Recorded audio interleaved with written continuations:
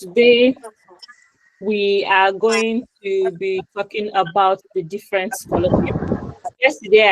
Please mute your microphone. Yesterday I told us that we are going to be talking about individual scholarships today. We gave you broad idea about what scholarships are available, how to go about it, the process and everything. So today we want to talk about particular scholarship, and we have here joining us Peter Ogoyi. Peter is my friend, my coursemate that has now turned to my friend and my brother. We started this scholarship thing together many years ago, like 4 years ago, and good thing, Peter got the Commonwealth scholarship. He has now completed his Commonwealth program, and he's now doing a PhD now in the UK. He started his PhD. So I won't go deep into it. Peter will be the best person to introduce himself, but I'll let you know that he has that wealth of knowledge that I've also gathered in applying for scholarships. So he's going to be dishing us what he has also experienced across the years and all. So Peter, hello, are you in? Yes, very well. Can you hear me? Yes, I can hear you. So over to you. Okay, hello everyone. Good evening and morning and afternoon, wherever you're joining us from. My name is Ogohi, Peter Ogohi Salif. You can call me Ogohi. And yeah, I am a Commonwealth Shared Scholar. I studied Applied Theatre Arts Action Change at the University of Warwick. And my graduation is in January. Yeah, so I'm in that kind of transition period. And I'm happy to be here to share with you particularly about the Commonwealth Shared Scholarship for a Start. I've seen in the chat that, thank you very much for the applause. Yeah, I love those interactions with all of the reactions. Keep them coming in. Yeah, so I've seen in the chat that we have people who are looking forward to master scholarships and we have people who are looking forward to PhD scholarships. I think we'll touch on them as we move. So I'd invite you to stay, even if we are talking about a master's at any specific time. And if you have questions, you can drop them in the chat box so you don't forget and so we can attend to them in a very timely manner. You can also note them down so you can ask them later. All right. So yes, and undergraduates too, yes, so let's do justice to that. So, but I'll particularly start with the Commonwealth scholarships. And I hope you've had a good first day of retreat from yesterday, and that from yesterday you've resolved knowing that this is a journey you have to kind of immerse yourself in, and knowing that nobody would push you beyond what we are doing, which is just like giving you the basics and letting you know the level of work involved, level of hard work you need to put into it, because it is too rewarding to be lazy about it. So this is just your wake-up call. And I mean, there is nothing revolutionary I'm going to say that you probably do not know before, but this is just to kind of reassure you that yes, that process you know have been followed by someone who's talking to you today and has also gotten that, and to give us a chance to reflect on them together and to answer questions that come up. I have not prepared any specific presentation for this, but I'll be sharing my screen. So apologies if you see yourself flashing back at yourself for a while, so that I can show you information directly from the Commonwealth Scholarship website, which would basically use as a guide for our conversation. So if you can see my screen, you can just give me the thumbs up so I know you can see my screen. All right, thank you very much. So because we have different levels of scholarship applicants, I would just talk through the available ones. So the Commonwealth Scholarship offers up to 3 programs covering across Masters and PhD, and I'll just mention each of them before I go particularly to focus on the Commonwealth Shared Scholarship, which is the one I got and which I think would open very soon, I think in a matter of days from now. So the first one is the Commonwealth Masters Scholarship, which I would not talk so much about because this has already closed. And I believe in places like Nigeria, for example, interviews held in the week that had just ended. But for those who are looking forward to the future, This is Commonwealth Master Scholarship, which funds master's programs in the UK, but where you have to apply through a nominating agency. And most of the times, nominating agencies could be scholarship boards across countries or other partner agencies, which are usually listed on the website. So just to let you know that this is one of such opportunities.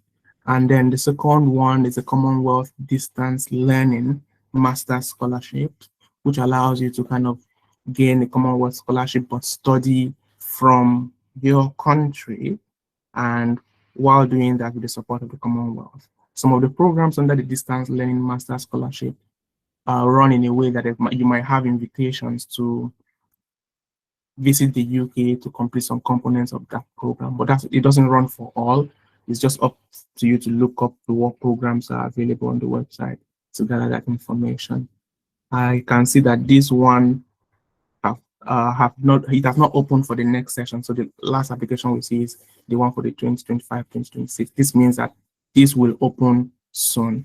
So if you feel you are not in the position to travel yet from your country and you are eligible, you reside in a Commonwealth country, then you can start by trying your hand on the distance learning one. You can read more about that on the website of the state.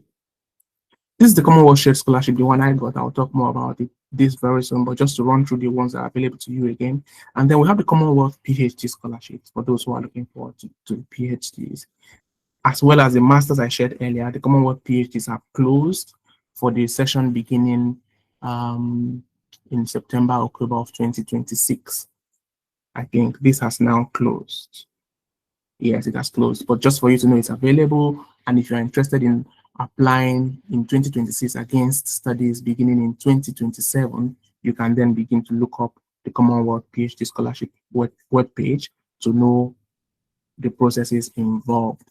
Some of the things demanded here are quite similar to what you'd find in the Commonwealth Shared Scholarship, which I'll talk extensively about.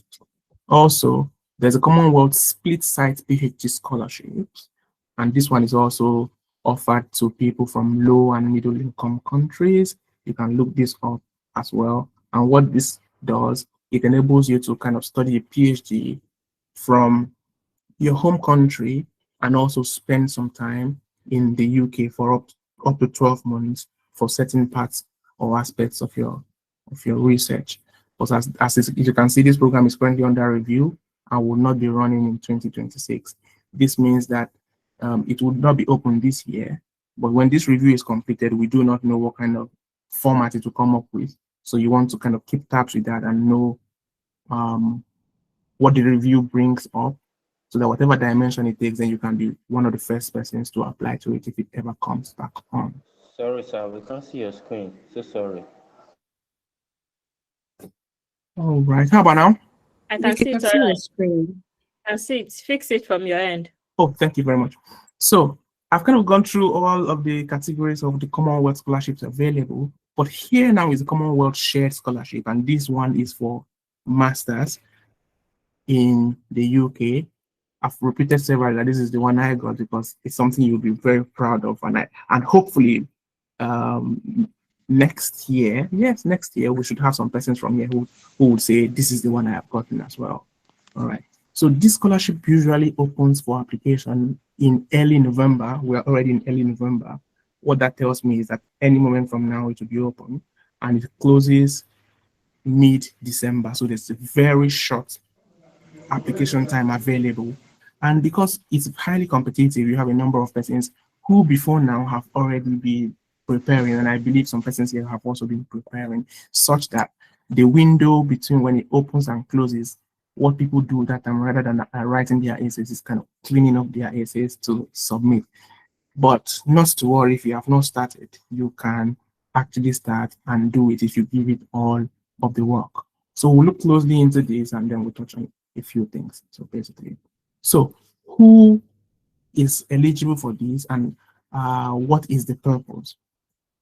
One cheat, not necessarily a cheat, but something you need to know about scholarships is that each scholarship they tend to have fits. So who is a scholarship fit for? So you might get rejected from one, not because your application is not good enough, or not because you didn't write well, but probably because based on your profile or based on what you aim to get out of a scholarship, certain scholarships might not be the fit for you. So the Commonwealth Share Scholarship, much as the rest of the Commonwealth scholarships, aims to contribute to development needs in Commonwealth countries, and that is why it now provides training for professionals or academics or aspiring postgraduate students who cannot be able to by themselves study in the UK. So there's that thing about demonstrating that, okay, this is the only way you could have afforded to study in the UK. That's why, as you can read from my screen, you would see on the website countries that are eligible. We could get to that point, but this is mostly open to Commonwealth countries. And it is restricted then to people from least developed and middle income countries. And you must not have studied for a year or more in a high income country before. So if you have studied for a year in any of the developed or considered high income countries, you might not be eligible. But you are eligible if you cannot afford to study in the UK except with the help of the scholarship. Let's go straight to how to apply. So the application process is very simple. Unlike the Commonwealth Masters, which I shared earlier, which I have closed, that requires a nominating agency, the Commonwealth Share Scholarship only requires you to make your application directly to the Scholarship Commission using an online application portal. So this opens very soon.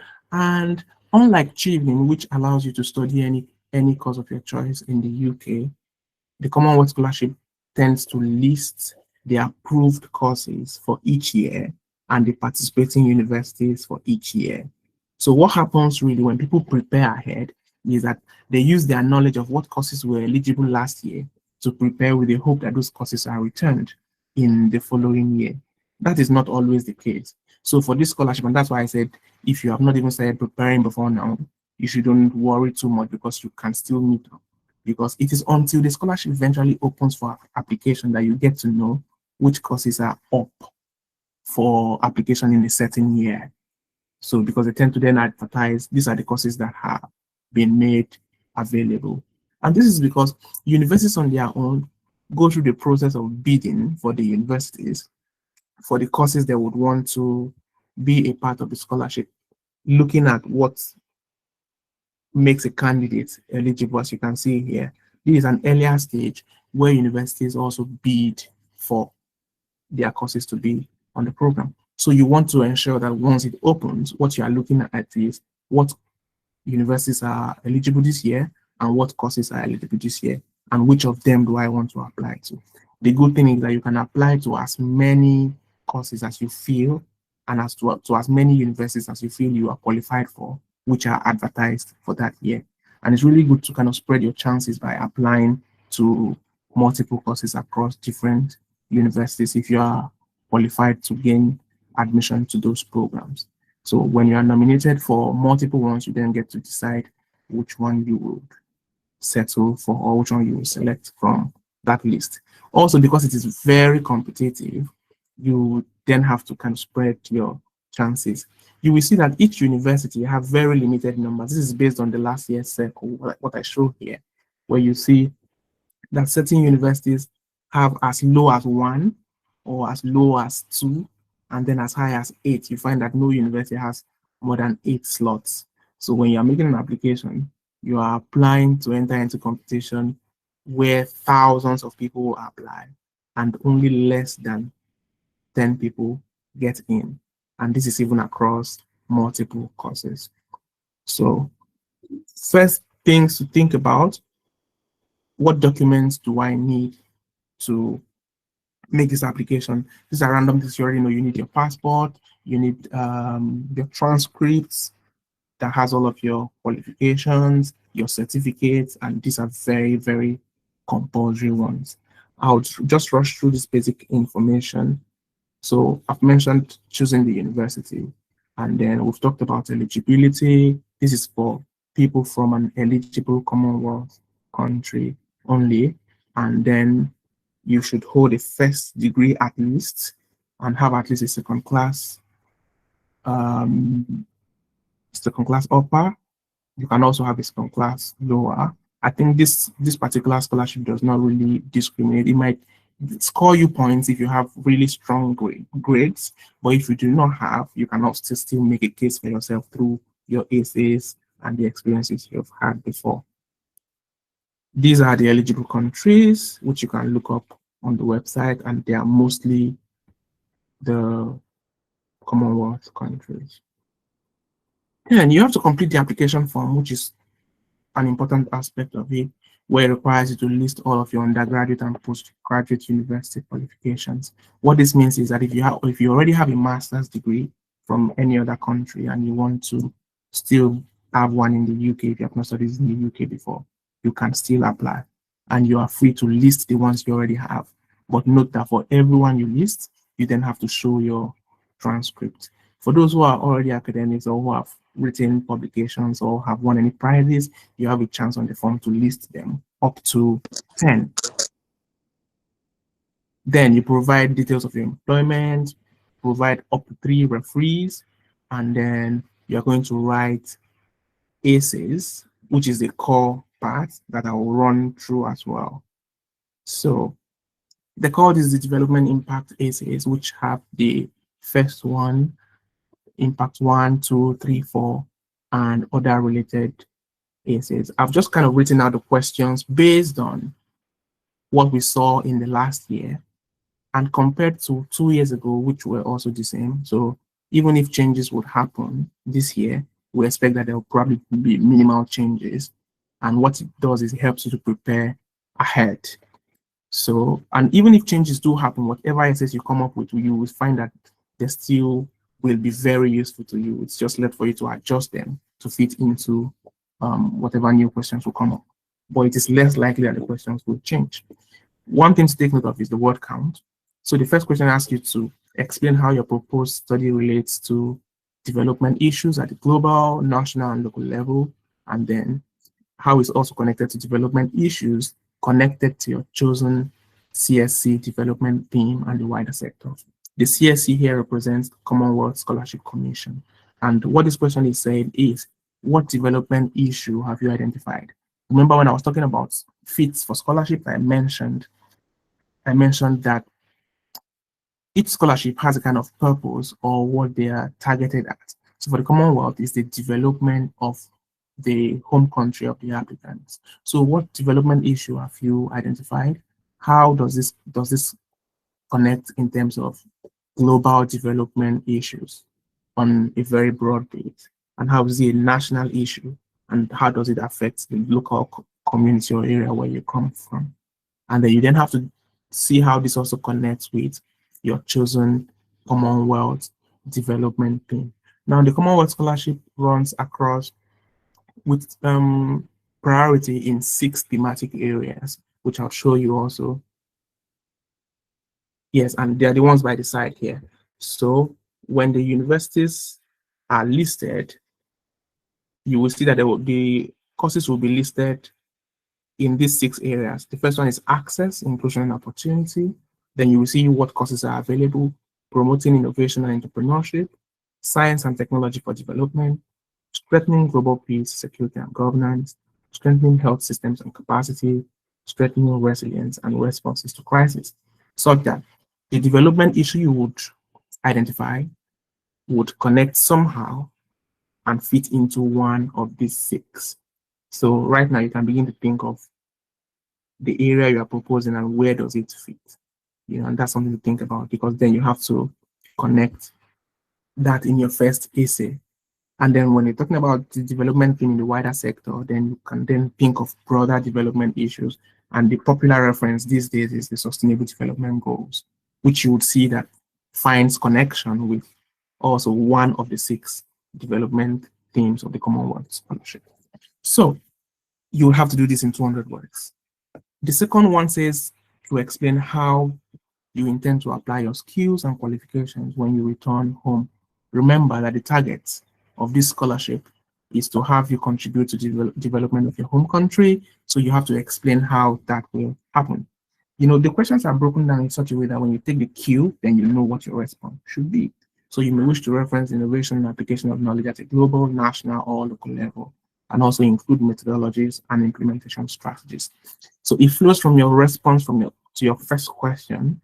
What is that issue you have identified at a global, national, and local level? And then the skills and qualification you will gain in the UK, how does it feed back to kind of beginning to attend to those issues you have identified still at the same 3 levels? How will you do this? And that's what meant by the methodologies and implementation strategies. Because you need to do this very clearly, you have just 100 words. So every single word counts. In the third essay, you are asked to reflect on what you expect will change in development terms following your studies. What are the outcomes you aim to achieve? What is the time frame for their implementation? And who will be the beneficiaries? So when you implement these changes you are aiming to make, who will benefit from them? You know, and within what time frame would you have achieved what you promised, and who will the beneficiaries be? We understand that you may not know how these things turn out, but this reflection and your response to your questions would be as per your plans at the time of application. The fourth one invites you to think about how the impact of your work will be measured, and how do we know that the work you have said you will do, how do we know when it's being done? So how is it measured? How is it evidenced? So you need to include details of what the indicators you would use to measure this impact will be. And that would be like stating really categorically using numbers and specific details, from small changes to the very big and significant ones, how you imagine that these changes you are hoping to bring about can be measured. In the fifth one, which is the study outline, then you are asked to give an outline of your proposed study, and you are supposed to write this in a language that could be understood by just anybody, even people who are not in your field. And this hints you to let you know that the assessment of the scholarship is usually done including with assessors who might not be in your field. So one good skill you will need is speaking in really clear language, not using the jargons in your field, and still making sense to a specialist in your field, and yet communicating very well in a way that someone who's not in your field can also understand. All right. So to do this, you benefit a lot from reading up about the details of the program you are applying for on the department's page on the website, to know what it offers, and to know what the outline is, to know what it is you will take out of that course, and how that contributes to how you would make any change you have identified you will make in any area. So the sixth one invites you to then provide a detailed plan of your proposed study. And the points they are looking out for are just highlighted here, which you have to do in 300 words. So why have you chosen that course that you want to study? Why have you chosen that university? You know, what are you looking for in that course? You know, and how is that thing you are looking for related to the contribution you aim to make? At this stage, they want you to also begin to imagine already, if you have to write a dissertation at the end of that program, what would the topic be?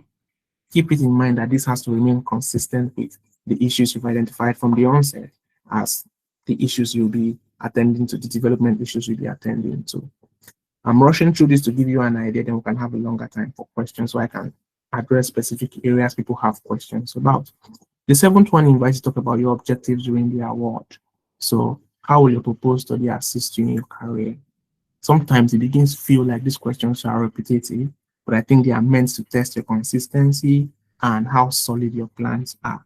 It's also a kind of check that makes you know that really generative AI might not be of very good use to you, because then when you write these essays from the beginning to the end, you will discover that if it's not coming from within you, it can just be read on the pages of your paper. If the essays are not true to you, it can be read on the pages of your paper by the time they get from the first essay halfway through or through to the end. So you are also invited to talk about your career plans in the 5 years following the award, and subsequently talk about your long-term career plans. There's a space to write personal statement, which I know you might have hinted about yesterday, which is like up to 500 words, one of the longest words in this essay. It's also clearly said what they want to know from your personal statement, you know. But there's something useful here that says that they encourage applications from people who have faced significant disadvantage or personal barriers to higher education, or if you feel you are underrepresented in your field of study. So you're going to summarize how your background, how your experiences, how a certain disadvantage you feel has kind of encouraged you to want to make an impact in your country. This again has to be related to the issues you'll be identifying from the onset. So note the last clause of this personal statement, which says that you need to highlight the areas where you have already made significant contributions, including overcoming personal or community barriers. This lets you know that this is not just an invitation to let them know how you're very poor or how you don't have resources or how you're unable to study in the UK. It's a kind of placing side by side what are the disadvantages you have faced, how have you even confronted them, what lessons have you learned, or how has a disadvantage inspired you. So it's not enough to bring out your disadvantages in a way that looks like you are asking for pity, or that looking like saying, if you don't give this to me, don't give it to anyone else, or if you don't give this to me, there's no way I'm going to do this ever in my life. So it has to be really, really meaningful and useful, showing your own strength amidst that disadvantage. So they're showing the efforts you have made to kind of overcome those barriers. And if at all you didn't even overcome them, showing the lessons you've learned from them, which could be a very valuable thing. And then this is also very important, the final one, number 11, which is recounting the voluntary and leadership experiences you've had, which tells of how much of contribution have you even made in communities where you've found yourself. So what's your track record? Why should we believe that if you are selected and trained and skilled, that then you have the capacity to contribute to your community's development? One primary way of knowing this is by showcasing what you have done before in the past with evidence, with statistics, and presenting it very clearly to show how you are a potential candidate, how you are a strong candidate to be selected for this highly competitive place. And this is where I think we find out that people are really doing amazing things. So ensure your story is true to you, don't fabricate things. Communicate your own impact. It does not matter the size and magnitude. Be true to your own story and just put it out there. The last things I've noted here are star and pillar approaches, popular approaches you might have heard for approaching your essay writing. The star approach tells you to kind of reflect on the situation, what was the challenge or what was the condition of things, and as a result of that situation, what task did you have to complete? So when you had the task, what action did you take, and what results did you get? This simple framework helps you to weave your very complex experiences in a very presentable way that helps you beat the very limited word count you have. The second one, which you might also find useful, is called PIL, and the first one is for points. So you state your points, and then E is evidence. Provide evidence for the points you have made. The other E is explain. Then you explain this evidence as against that point. More like it's also equivalent to, oh, what action did you take that made you have all of this evidence that meets this point? And then L means you link. So you link your evidence and your explanation to your point. That way you can keep your writing concise such that you go straight to the point and your message is made clear. I am returning now to the scholarship page. So what I have done here, I've covered all of the questions on the application form. Of course, there are other preliminary ones like selecting the universities you have chosen and filling that preliminary information like referee details and your employment records and all of that. So the next thing here is selection process. You should know from the onset, if this is an examination, your marking scheme is 3 things: academic merit. So academic merit could be, oh, what grades did you graduate with? What's your final grade points, or is it a distinction? Is it a first class? Is it a second class upper? And even if it's a second class upper, for those who use that kind of classification, on a 5-point scale, is it a 4.4 or is it a 3.5? I know some persons have felt some significant injustice when they have to score a 3.5 and somebody scores a 4.49 and they are classified within the same range. This is where separations tend to come. But for those who do not really feel confident about this, not to worry. There are other things to make you cover up for it. But here, these are the three indices that they've told us they use for their selection. So academic merit, and sometimes academic merit could mean your performance in the individual course, individual module that is highly relevant to the one you're applying for, where you probably are taking so many modules that sometimes might not find relevance with what you're applying for. But outside of academic merit, because not everyone has the high grade, the quality of your research proposal, which is the essays we've just brushed through, if you feel that by way of academic merit, you don't feel so confident, then your research proposal presents you an opportunity to sell yourself the more. You know, you might have an average academic standing and present a really good research proposal that, if it is met with the other criteria, can bring you into a level of competition that your academic merit alone might not have. You know, so you want to ensure that your essays are very good. So research proposal here refers to the proposals you are making regarding the development issues you want to talk about. And then the final criteria here is potential impact on the development of the candidate's home country. So the proposal you are making, the essays you are writing, the development issue you've identified, how relevant is it in terms of the development of your home country? And trust me, no issue is less relevant. It all depends on how it is presented, how you make a case for its urgency, how you establish its impact to human development or development of community, development of place, of persons in your essay. So these are the criteria for the selection process. You already know that this would be for full-time study only, and for only the courses that are approved for the Commonwealth shared scholarship. Only the courses that are approved and advertised when it opens are the ones you can apply to. Remember, you can apply to multiple courses when they are advertised, as long as you qualify for them. I think there's a very good welfare package for people who win it, and it's all of the benefits already listed here, which I know is available, but it's really, really, really good. So that comes at the end as a kind of motivation for you to keep going. You know, if you ever feel like the journey is so tough, just come back online, have a look at the financial benefit, the professional benefit, and let that be your motivation to go on sometimes, you know. Yeah.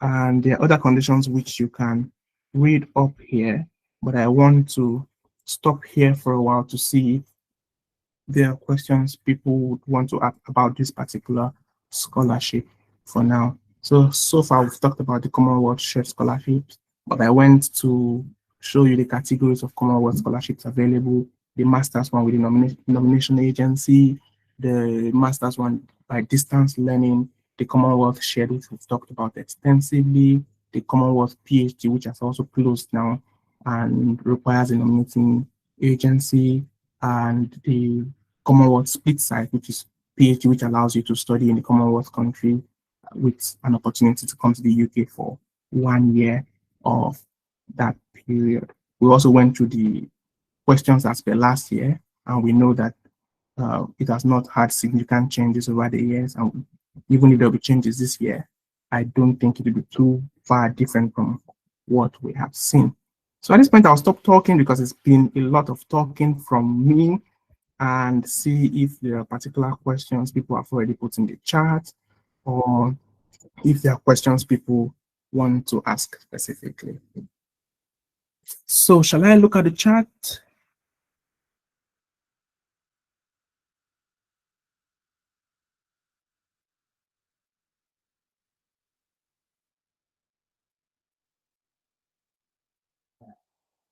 So we have the next 15 minutes for questions for this section, if I'm correct, Solis?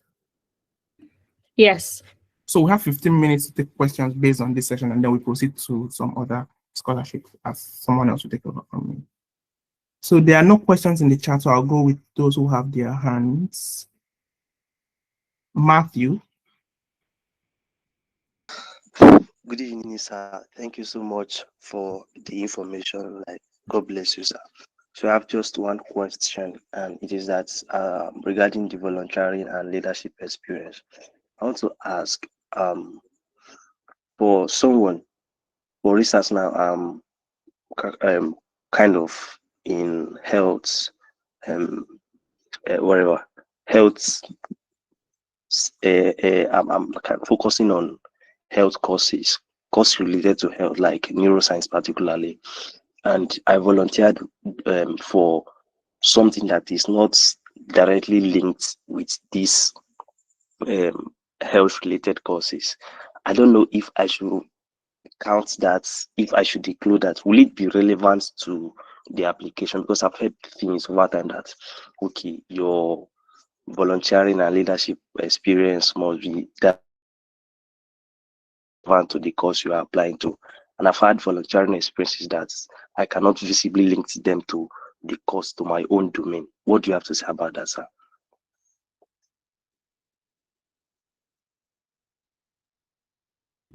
You're on mute. Thank you very much, Matthew, for your question. I was just saying that you see me looking down or to the side. I'm also monitoring to see if there are questions on YouTube for those joining the live stream. So that's why I'm exchanging my gaze. So to respond to your question, you see, if my personal strategy will be to list all of my experiences, and then having listed them, I tend to rank them. Which one do I feel is the most relevant in a particular situation? So if you feel that that experience is not relevant for that situation, maybe put one that is more relevant. But if you do not have another one and that one is the one you have, then make it relevant. And then how do you make it relevant? So what are the skills you've learned from it, even if the field might not directly be the same, but there are definitely lessons you've learned, skills you've gained that apply basically everywhere. So you make the experience relevant based on how you present it. For last diary. Hello, good evening, Peter. Okay. Yeah. Thank you very much for this information. So I'll just go straight to my question. While you're scrolling through the whole thing, on the part of completing the application form, I saw like list up to 10 publications and prizes. What if you don't have up to 10 publications or prizes? Is Can you still go ahead to apply, or does it affect you in a way? Okay, so if you get on the application, you would see that the part to list publication and prizes is not starred, so it's not compulsory. So even if you do not have at all, you can still proceed. If you have two, fill in your two and leave the other places. If you don't have at all, you skip that part. So it's not a compulsory part to fill. Okay, Yeah. thank you. So, but the prizes, like, what kind of prizes are they like looking So for? What kind of? prizes, by my understanding, would be anything at all that has been named a prize. Did you win a prize for being a best graduate student? As little as that. Did you win an award of excellence somewhere? You can list that. So whatever recognition you've gotten that you consider a prize, which recognizes you for something outstanding you've done, I think it's in your profile and it builds that for you. Okay, thank you very much. Yeah. Okay, because I'm not seeing more hands, I'll take Matthew again. Thank you, sir. Thank you, sir. When this last person that asked the question was asking a question, like I picked something and I really want to ask, is about that price thing. For instance, now, like my university currently, even if you graduate as the best student, like there's no official recognition. Like you just graduate your thing and go. There's no formal documentation like giving you stuff like that recognizes that okay, you graduated as the best student in your class or in your set. So in that case, how would they verify that okay, of course this guy graduated as best in his class? I don't know if you get my question. Yeah, how did you know how did the person know the person graduated as the best student? yeah, the results came out, and when you scan through and you see that your CGPA is the best. So you want to be sure that you have the authority to claim that that's the best result. So if that is the best result, and if anybody writes to your department and asks, oh, we want to know what the best results for so academic year was. I mean, nobody does that. I don't know if anybody does that. But you want to be sure that if that kind of thing is done, then that person is accurate about themselves being the best. So I don't think it's really about whether it's recognized or not recognized. But if it is the truth, then it is for you to claim. Okay, sir. Thank you so much. Thank you so much, sir. Yes, I have another Matthew. After Matthew, I'll come to the question in the box, please. Go ahead, please. Matthew, Jose. Hi, good evening. Hi. Yes, sorry, I'm using Matthew's system for this. Okay, so I have a question. So for people that don't have a lot of recognition, like best graduate students, first class, second class, or par, for the 2-2 people, because I graduated with a 2-2, but I have certain experiences that I feel like would be really good. So I want to just know, is it possible for someone like me to really apply and get this, or is just a fantasy? Okay, so I don't think it's a fantasy as much as high grades have their merits. I mean, when we were going through the regulations, you saw that even if you have a second class lower, or they mentioned with a master's degree or something like that, with your additional experience, I think you can apply for this scholarship. And most times, the determinants for that in the first place is you need to check with the program you're applying to.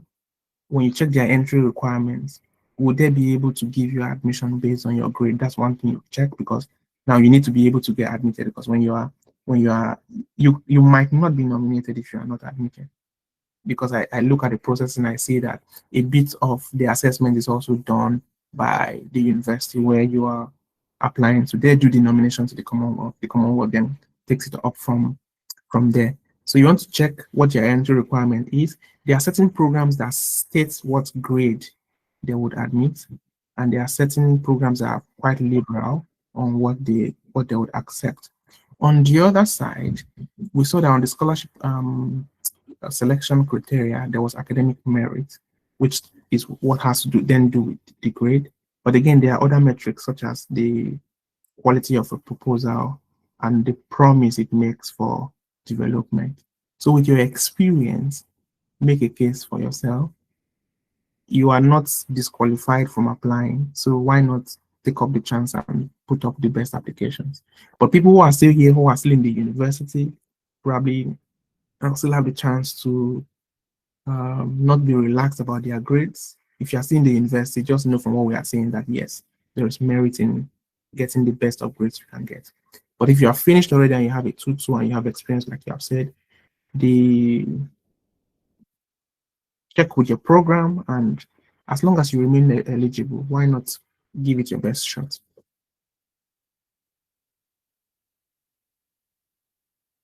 Yes, Ayodeji.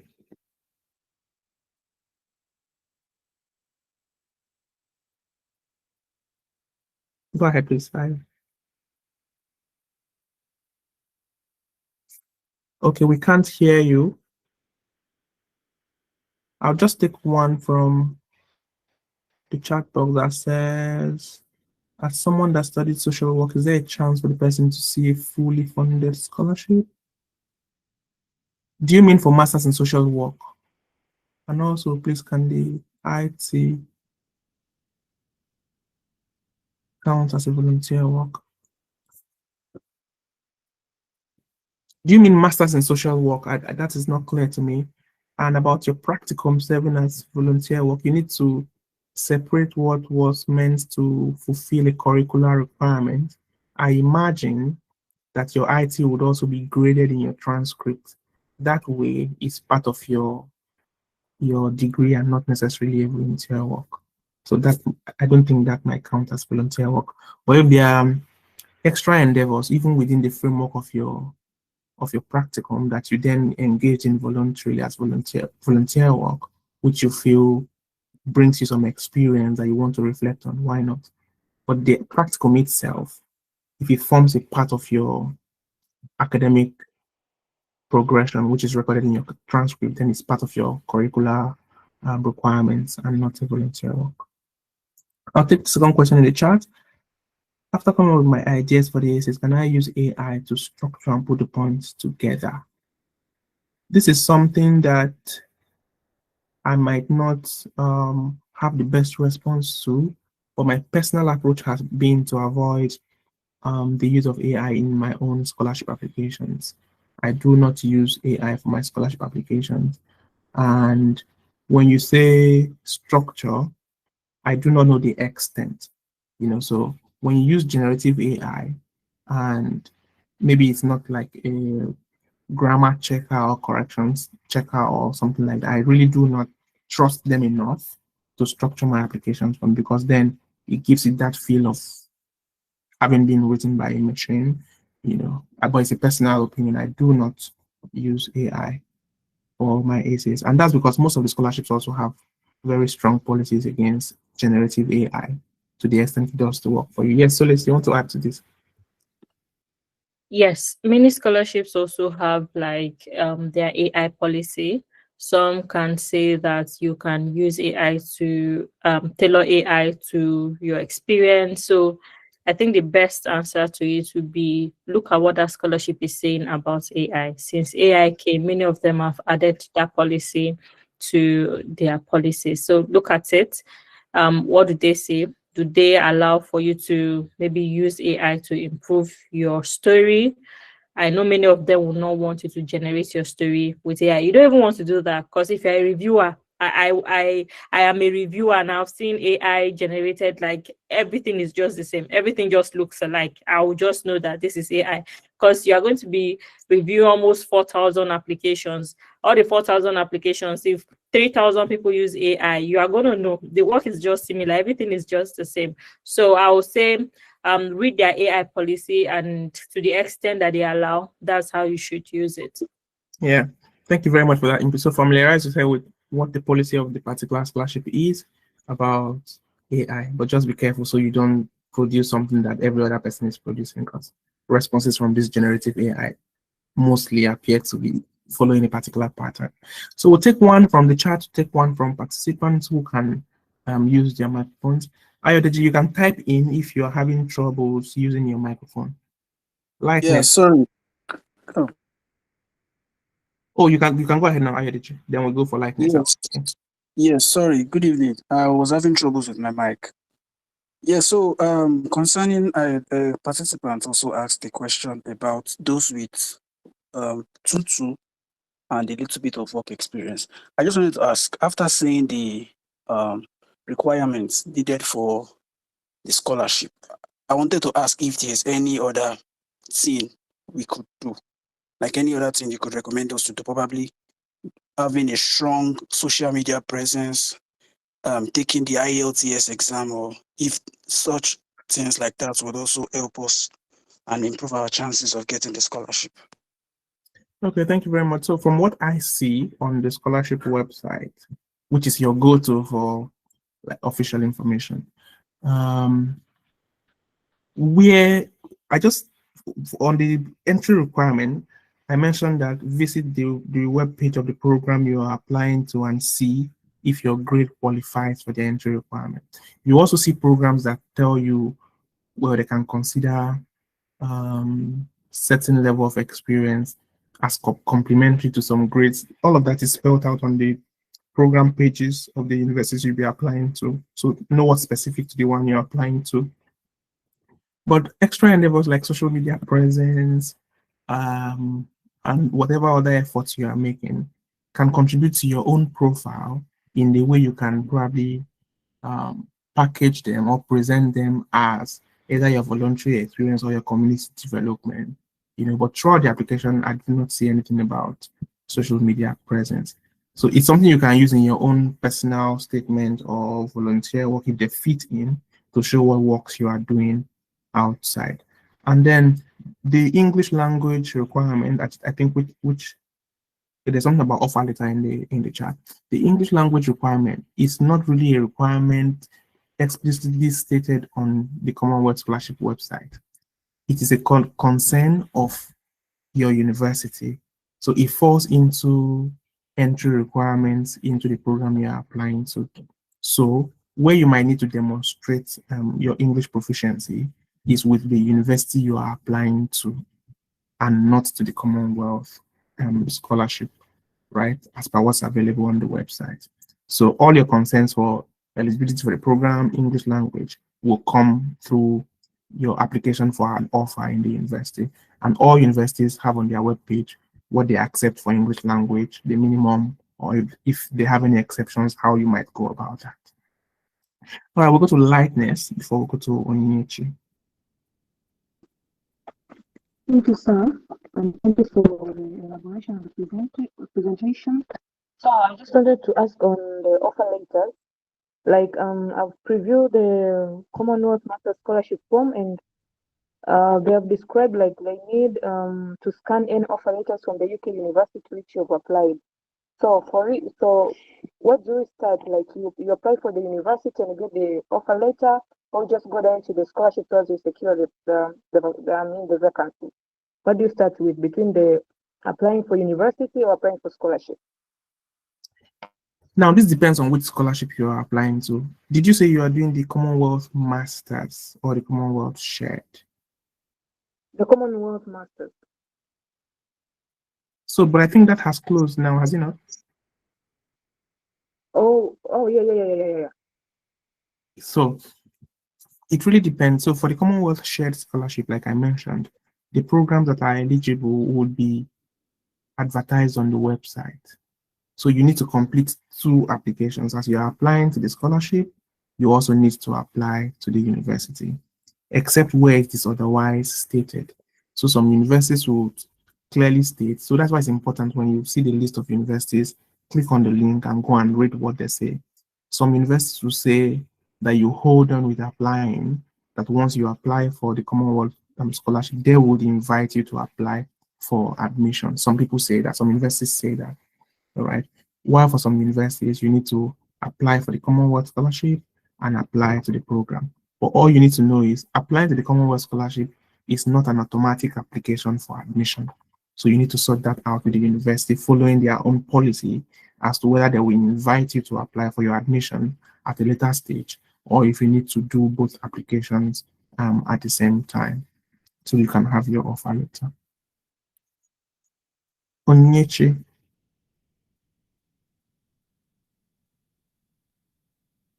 Onyinyechi, if you can unmute.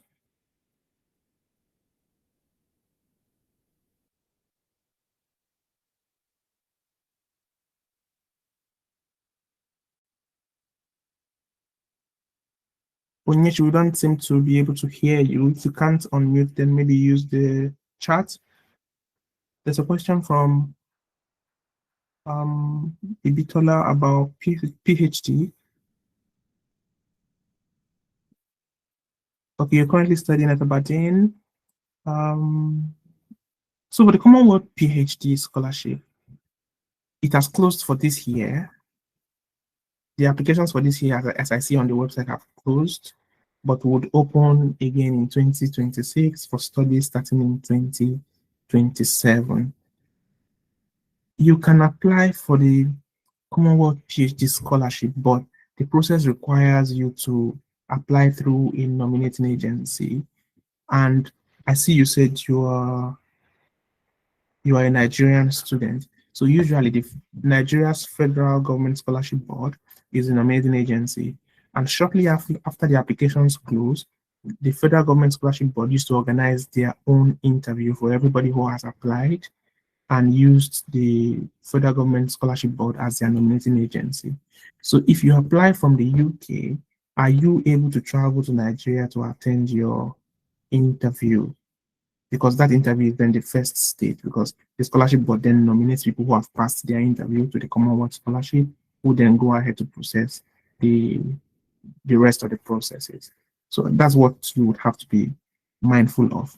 So you apply online and you have to attend an in-person interview in Nigeria.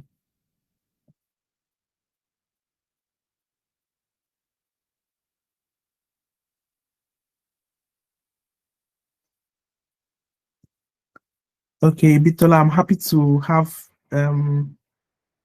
we can talk, we can connect and talk after the call about the second bit of your question.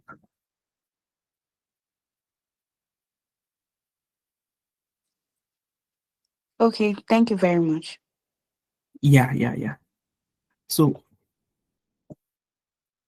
somebody's asking if the English language test is necessary, if it's needed. I've said that it falls into the entry requirements, and the answer to that question will be on the respective websites of the universities you're applying to.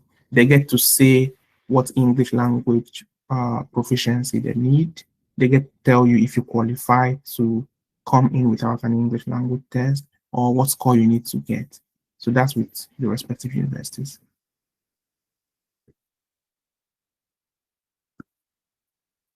On which you were asked to send proof of English language and ID proof. If you've been asked to send proof of English language, that would be probably any of the standard English language tests. You might want to look up the website of that university to know what English language tests they look for. And by ID proof, I also do not know if they mean maybe your passport. I think you should clarify that with the university. Maybe proof of identity could be your passport. Not sure about that. You can always send them an email. I'm afraid that we are running into time for the next session, but there are loads of questions. So if you don't have your degree certificate yet, can you use statement of result? I think it's best to go for your certificate. I think they are the most authentically recognized proof of completion of your studies. But if for circumstances beyond your control is not ready, I would say email the leaders of your course of your department and let them know your situation to see what assistance or what opportunities or what allowance can be given to you to provide that. So it depends on what university or what department. Someone that has HND and has done PGD, can the person apply for the scholarship? Most of them require bachelor's degree, but I understand that some institutions also have ways of weighing or verifying results from institutions that are not bachelor's degree issuing to kind of measure whether they qualify for the entrance or not. So you want to check with that. Also, this is something you can figure out by talking with the respective department to know if they would allow or accept that as their entry requirement. Something everybody must know is that most of the departments or all of the departments you are applying to are really happy to respond to queries from prospective applicants. So if you have a genuine concern, you would go to their website and identify who should you email for inquiries and ask your specific question. They would really give you a response that's very helpful and specific to the program you are asking about. Someone graduated in 2018 and after 2020 have not had any work experience and has to be eligible for someone who wants to be master's in LA. Of course, you can be eligible if you've not had any work experience. I want to believe you were also doing things that you were making some kind of contribution to people, to your community. So it's up to you to put together what experiences count that might build your personal profile. But I don't think that work experience, from what we have seen on the website, is not really a compulsory criteria. But you probably need some of that for your personal profile, to write your personal statement or to write your voluntary work experience and all of that. Let's take Quinn, and I'll come back to the chat. Thank you so much, Peter. I'm already done with masters and I finished with the distinction. So I want to ask, do I need to go back through Nigeria and do all the processes for my PhD, like ask for transcripts and all of that from the beginning again, or I could still use my university results. Yeah, because it's funny how I finished with a 2-2 in Nigeria and a distinction here. So I don't know which one. I was struggling to get that very, but I understand you've completed your master's with distinction in the UK. Congratulations on that. If you are looking forward to a PhD, if you check the Commonwealth PhD and you feel you are eligible for it, you can apply. But I think that has already closed. But you know that you have to attend an interview in Nigeria. But alternatively, since you're already here, many departments have their own internal PhD fundings. So you can begin to identify what university you want to move on to for your PhD and see what funding is available in departments, in councils. I'll send you a website you can look at. And when you look at this website that funds generally the UK Research and Innovation website, and you check our councils, you see what council is appropriate for your field and see what funding is available on their funding scheme. All right. Otherwise, identify a university that you want to go to and see what funding is available. One other option is looking up profiles of prospective doctoral supervisors to professors in different universities and in your field that you feel have the expertise to supervise your PhD, either you're applying to their projects or you're proposing your own, and writing to them to express your interest and to ask them to be your prospective supervisor. That means you would have done some homework and you have a research proposal you can give them to look at. If they are happy to supervise your project because they have funding or because the project you have proposed looks good, then they can be a very helpful resource to point you to what scholarship or studentship for PhD is available in their university. So if you are thinking to do a PhD where you propose your own project, then begin to look out for who might be your potential supervisor across any university. Make contact, write to them, let them know you are looking for funding, and they'll point you to what's available. Also, do your own exhaustive search by looking up what funding, what PhD, what doctoral funding is available in the respective universities you are interested in. There are a number of them in different universities. Thank you, Peter. I hope they won't ask me for transcript from Nigeria. Can you say that again? I hope I won't be asked to bring like bachelor's transcript again from Nigeria. You usually need to show transcript of all your academic records. You usually need to show them.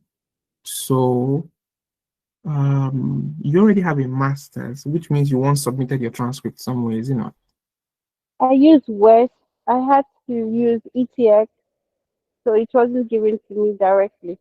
Okay, I would say don't make that your limitation, just start your search, but also set the process in motion to get your copy of your transcript from your university. That would come in really handy. Okay, thank you. Yeah. Osagie. Okay, good evening. Thank you for this opportunity. Sorry. So my question is for someone like me that don't have the money for this IELTS, and I want to make use of the normal English language proficiency. If, for example, there are some scholarship that allow us to make use of this normal English language proficiency, that is the one where I can like show them that my previous school that the course we're done in English, yeah. So my question is like, can I make use of one, like only one particular English language proficiency for different scholarship, or is it that like each like the English language proficiency, is it always specified to a particular school? Like like a recommendation letter now, it's directed to that particular school that you're going to. So like this English language proficiency, do I have to apply for like multiple ones, or can I make use of just one for the different scholarship I want to make use of? I don't know if you understand. Yeah, I do understand. So what you need to do first of all is to check the university you are applying to, the program you are applying to, and know what their English language requirement is. Sometimes some universities may have their own record of universities outside of the UK that they can recognize such a proficiency letter. Sometimes Some other universities might tell you, well, that might not suffice, and you may need to provide a standardized English language test like the IELTS or some other ones that they will advertise on their website. And some other times, you might find universities that will say, well, if you did your WIEC, we can accept that. But some do not. Also, some consider that if you have studied in a university where you were taught in English outside of the UK, that might be acceptable. If you spent maybe like 2 years after graduation, then they might not accept anymore. So it's really about looking forward to what is the requirement on the university you are applying to. And where they allow you to bring a letter from your university saying you were taught in English, it might be tricky for you to be using one letter depending on how your university writes it. So is it an open letter or is it written and specifically addressed to that university?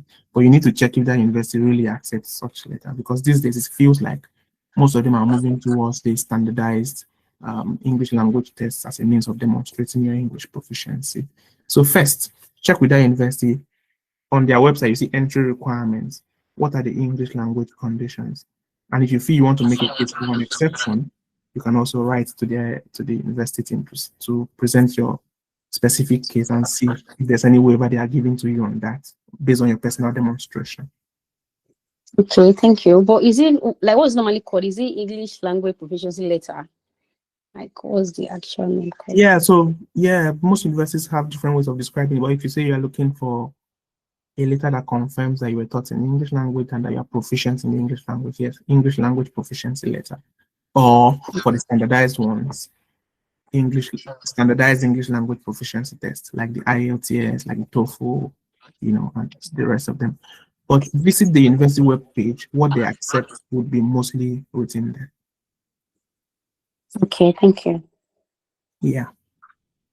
So somebody said, I have a question on the use of English. Should I use British English in the essay? Is it relevant? I don't know how relevant this is, but Onyinyechi sounds Nigerian. So in Nigeria, the official English language in use is the British English. And then if you're applying to come to the UK, the official language in use in the UK is the British English. So that would make me suggest you be consistent with the British English. Likeness, I didn't say all Commonwealth scholarship are closed now. I said the Commonwealth shared scholarship usually opens in early November. That's what's on their website. It opens in early November, and this is early November. So any moment from now, I believe the Commonwealth shared scholarship, which funds master studies, will open. The ones that have closed that I am aware is the Commonwealth Master Scholarship, which is the one you apply through a nominating agency. The Commonwealth PhD Scholarship has also recently closed for this year's application. But the shared one, I believe, will open any moment from now.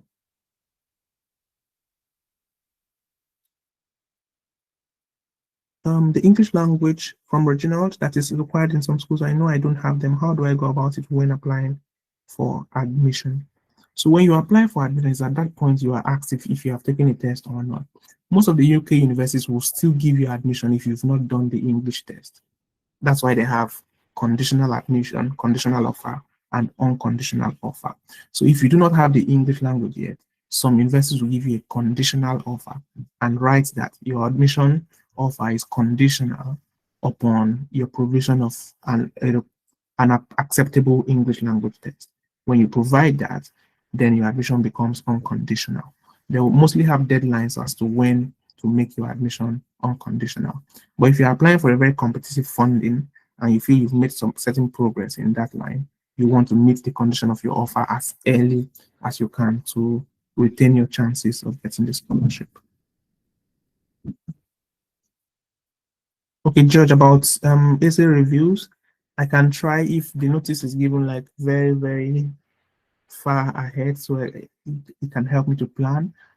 Before we finish, I would probably show my LinkedIn from where you can reach out to me. I've put that in the chat. But please be fair and kind to give me notice very, very long ahead. So you don't want your essay back next week or next tomorrow and I'm reaching out to me about it today because I tend to have a list of others that I have accepted from the past.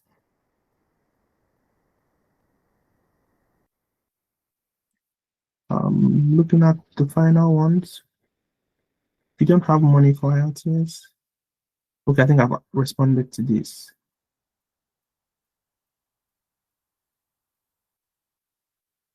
I have now responded to all questions in the chat. Can people see hear me? Just show me a thumbs up if you can, please. No? Okay, yes. So I've responded to all of the questions. Olubumi.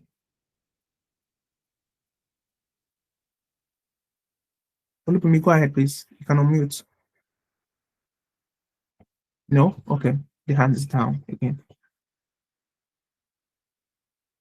All right. I think that's it for now. I've shared my LinkedIn in the chat here for people who want to get in touch. And yeah, we can fix time to attend to what comes up. So let's have taken more than the time we should have taken for questions. No problem. Yeah. The most important thing is that people get their questions answered. So I'm happy about that. We just rushed through the next session. Thank you so much, Peter. Peter will leave after now. So if you have any final questions, you can put it in the chat. You can hang around and I can take like 1 minute if anybody has any strong question. But then thank you for your time and I appreciate it. So we'll go to the next thing, which is the Mastercard scholarship. Peter has just discussed the Commonwealth. So we are going to be discussing the Mastercard scholarship, chevening scholarship, Korea scholarship, and as much as we can cover before 9 o'clock my time. Okay, not your time, maybe your time. Okay, so let's go to the Mastercard scholarship. I already gave you some overview as to what the Mastercard scholarship looks like yesterday. So I'm going to be sharing the website with you. For the people that always ask, where is the link? The link is here now, okay? So the link is what? Okay, I don't even have to tell you the link. Let me tell you how to find the link, okay? So once you hear about any scholarship, Google is always your friend. So what you need to do is to go to your Google and type the scholarship. So for example, I'm looking at the Mastercard scholarship. I'll just look for the scholarship. I'll just type Mastercard scholarship, okay? If you go on Google, either the first, second, or third link would usually be the link of the scholarship that you're looking for. And how do you find that scholarship? You always see that it is an official website.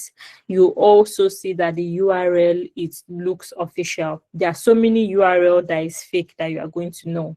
You'd have come across them. Some will try to fake it, but the real URL will always show. So this is the Mastercard Foundation website and it's mastercardfdn.org.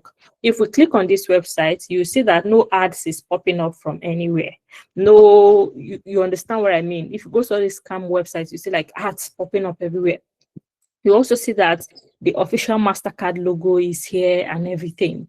You just know that this is the right website. So that's the website we are on at the moment. So if you come here, you're going to see what the Mastercard Foundation Scholars Program is all about. This is it. Because Mastercard has several things they do in their foundation. It is not just scholarship that they do in their foundation. So they have entrepreneurship, grants, and so many things. But the Scholars Program is what the scholarship is about. It's the angle that takes care of the scholarship. So I will share with you now.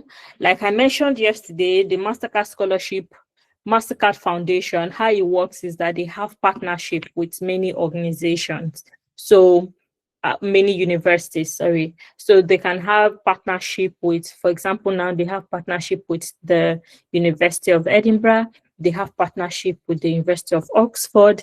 They have partnership with Cambridge. These are the partnerships that they have in the UK. So they have partnership with different universities. So if you look at their website here, you see all the partnerships that they have So we have the African Institute for Mathematical Sciences. They say the application is now closed. African Leadership University, this is one partnership that they have, and it's for undergraduate degree. African Leadership Universities in Rwanda, Kigali. So if you're looking for undergraduate scholarship, this is a scholarship you should target. If you go on, you will see they have another partnership with American University of Beirut. This is in Lebanon. And they have undergraduate and postgraduate degree. So they also have partnership with Arizona State University in the US, and they have postgraduates. You also see that the application is now open. They have the Ashesi University College in, I think this is Ghana, and it's undergraduates. And they have Cambridge, it's postgraduates. They have Carnegie Mellon University, and it's also open, is in Rwanda. So I'm not going to go through all of them. They have like 3 pages here. These are multiple universities that you can target, okay?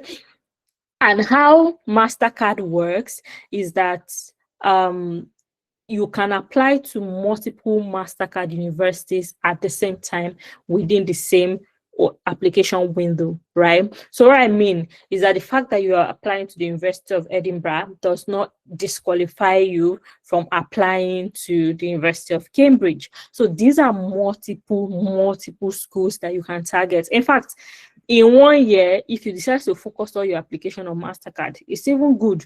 Look for all the postgraduates. For example, if you're looking for masters, you can look for all the postgraduate university. Look for MasterCard. Look for, this is one in Rwanda, Global Health Equity. Look for British Columbia. This is Canada. University of Cape Town. This is in South Africa. This is another postgraduate here. So there are multiple postgraduates. This is Science Po. For those of you that were asking me about English language tests, some of you that are French speakers, this Science Po I think is in France. So you can target multiple universities. And what should you do? What you should do is come to this website. You are going to then create a timeline for yourself, a timetable, and note when these applications are going to open or close. You see this one, they say close. But if you click on this, it will take you to the URL of the university. And there you can find out more information. Because another thing you need to know is that each of these university, they have the leverage to tailor the application process whatever and however they like. So there is no homogeneous approach to MasterCard scholarship. Every university does their own recruitment. Although MasterCard Foundation is the funder, they have the ability to do their recruitment and their recruitment process the way they like. So no MasterCard recruitment process is the same. So let me take you through the one I got, okay? And then you can use that as a template for the others, although the application process will still be different, okay? So I got MasterCard at University of Edinburgh. So let's go through the University of Edinburgh and how the application is. And it's open at the moment. So it's a plus for you that we are doing this now. It's open at the moment. You should go and check it out. So once you click here, it will tell you about the University of Edinburgh, and it will redirect you to the official website of the University of Edinburgh. So let's go to the official website. Okay, where to apply? Are we back to where we started? Okay. This is the website of the University of Edinburgh, and I was able to get that from the official MasterCard website. So this brings us to the University of Edinburgh MasterCard. And in the University of Edinburgh MasterCard website, it's going to now tell you about their own application process and how to go about it. So for MasterCard at the University of Edinburgh, they always give you particular courses that you can apply to. So you can't choose a course of your own. They always put like specific courses that they want you to apply in a particular year. It always changes depending on what they want to focus on for that year. Also, you get information around application timeline, your frequently asked questions. Right now, I know they're focusing on climate leadership. So if you're somebody that have done something on climate change, this is your advantage to key into it. Also, you get the opportunity to research and find out more about the scholars community, so that can also influence your essays, because there are essays around, like, if you get the scholarship, how will you give back to your community? Why do you want to be a MasterCard scholar? All those questions are always there. So going through this website and doing your research, let me tell you something. Once I visit a website, I click on every of these to learn more, okay? Don't just scan through and you are going to research. Calm down, okay? Calm down, take your time, go through it, understand it. And the MasterCard and University of Edinburgh have two scholarships. They have the on-campus one, which brings you to the UK to study, and they have the online one, which means that you can stay in your home country and study rather than coming to the UK. So if you have a job that you're doing, or you feel like you don't want to leave your home country for now, the online postgraduate scholarship is also an opportunity for you to get a master's degree from the University of Edinburgh without necessarily coming to the UK. But every other support that people on campus enjoy, they still provide it for you. And when it's time for graduation, they will sponsor your travel to come for your graduation. So that's an option. But I know a lot of us will want to gravitate towards the on-campus program. So let's focus on that for at the moment. So for the on-campus program, like I said, they have like courses that they want you to apply to. So look at the courses and you will be able to select the one that you think best suits you. So yeah, you don't have freedom of course. You have to select something that they've already put. And for this year, these are the courses that they're going to be sponsoring. They are sponsoring African international development. They are sponsoring food security, sustainable energy systems, entrepreneurship and innovation, data inequality and society, operational research, environmental sustainability, climate change finance and investment, planetary health, and environment and development. You see that this session is focusing on sustainability and climate change. So that's why a lot of those courses are around like environment and climate and planet and all of that. So look for your course. Don't feel like because you didn't do African international development in your undergraduate does not mean you are not qualified for it. You get what I mean? I think during my time, we had like 6 courses we had to select from. We had this African international development, there was food security, there was also entrepreneurship and innovation during that time, and there was like data inequality and society, I think, that time. And in as much as my background was not in development, I was able to tailor my degree in theater arts and what I've done, including volunteering and some of the courses I took in schools like theater and gender studies. I was able to tailor those courses to make my proposal and my application for African and international development, despite the fact that my background wasn't completely in international, it wasn't in development at all. So it doesn't mean that you're not qualified. There are some, if you're a science student and you've done like chemistry, you've done biology, you can always tailor your application to food security and all. So I'm just trying to tell you that you should not look at the courses and say, oh, I'm not qualified for it. And like I said yesterday, you have to be flexible with courses. The end goal is to get a master's degree and is to get a scholarship. At the moment right now, if I want to fund my studies, say in another degree that I prefer rather than African international development that I did, I'll be able to, in the position where I am, save money and fund my degree myself if I want to. But thankfully, I loved the African international development experience. So what am I saying? Even if this is not like the focus, what you want to focus or major on, you can always take a degree that will get you funding. And after that, when you get set up and you have enough fundings, you can always go back to school to study what you want. So this is the courses that they are funding this year.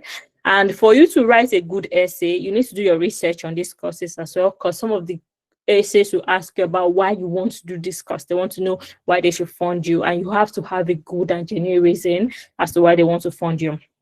If you click on the drop down, you see about the course, and this is going to take you to the university website where you can also find more about the course once you click here. So make sure you do your research. That's why I say if you enter the world of research of scholarship, one link links to another, one link links to another, another link connects to another, and you will see that you're gathering a lot of information along the way. So let's talk about the process. So for the University of Edinburgh scholarship for MasterCard, it requires that you submit your application to the scholarship first.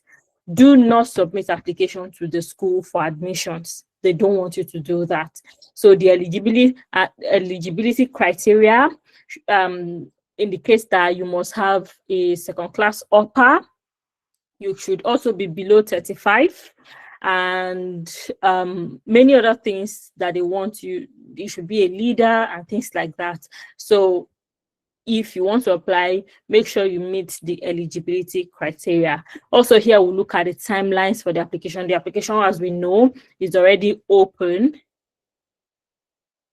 So the application is open at the moment. So 14 October, the application opened. 14 November, all applicants must have completed their first stage of the application. Today is 9th November. 14 November is in 5 days. So if you want to apply for this scholarship, you should go and complete the first stage of the application, which is declaration and eligibility, where you check your eligibility. It's not about the essay yet. So go and do that first and wait. Then you can plan your essays and all to go through the experience. Although when I advise you start before now, but there's no harm in starting now. Then by 21 November, which is this month, application will close, and end of November to January, the university committee, they will assess and the submitted application, and early February 2026, all applicants are going to be notified about their outcome, and early February, on-campus applicants will be invited for interview. Mid-February, online applicants will be invited for interview, and then by, I think, end of March, and mid-March, people will get email to say if they've been selected or not. And then you wait again for next year application round. And in September, the courses starts. If you get the scholarship, you'll be welcome to the UK. And make sure to tell me hi when you come that time.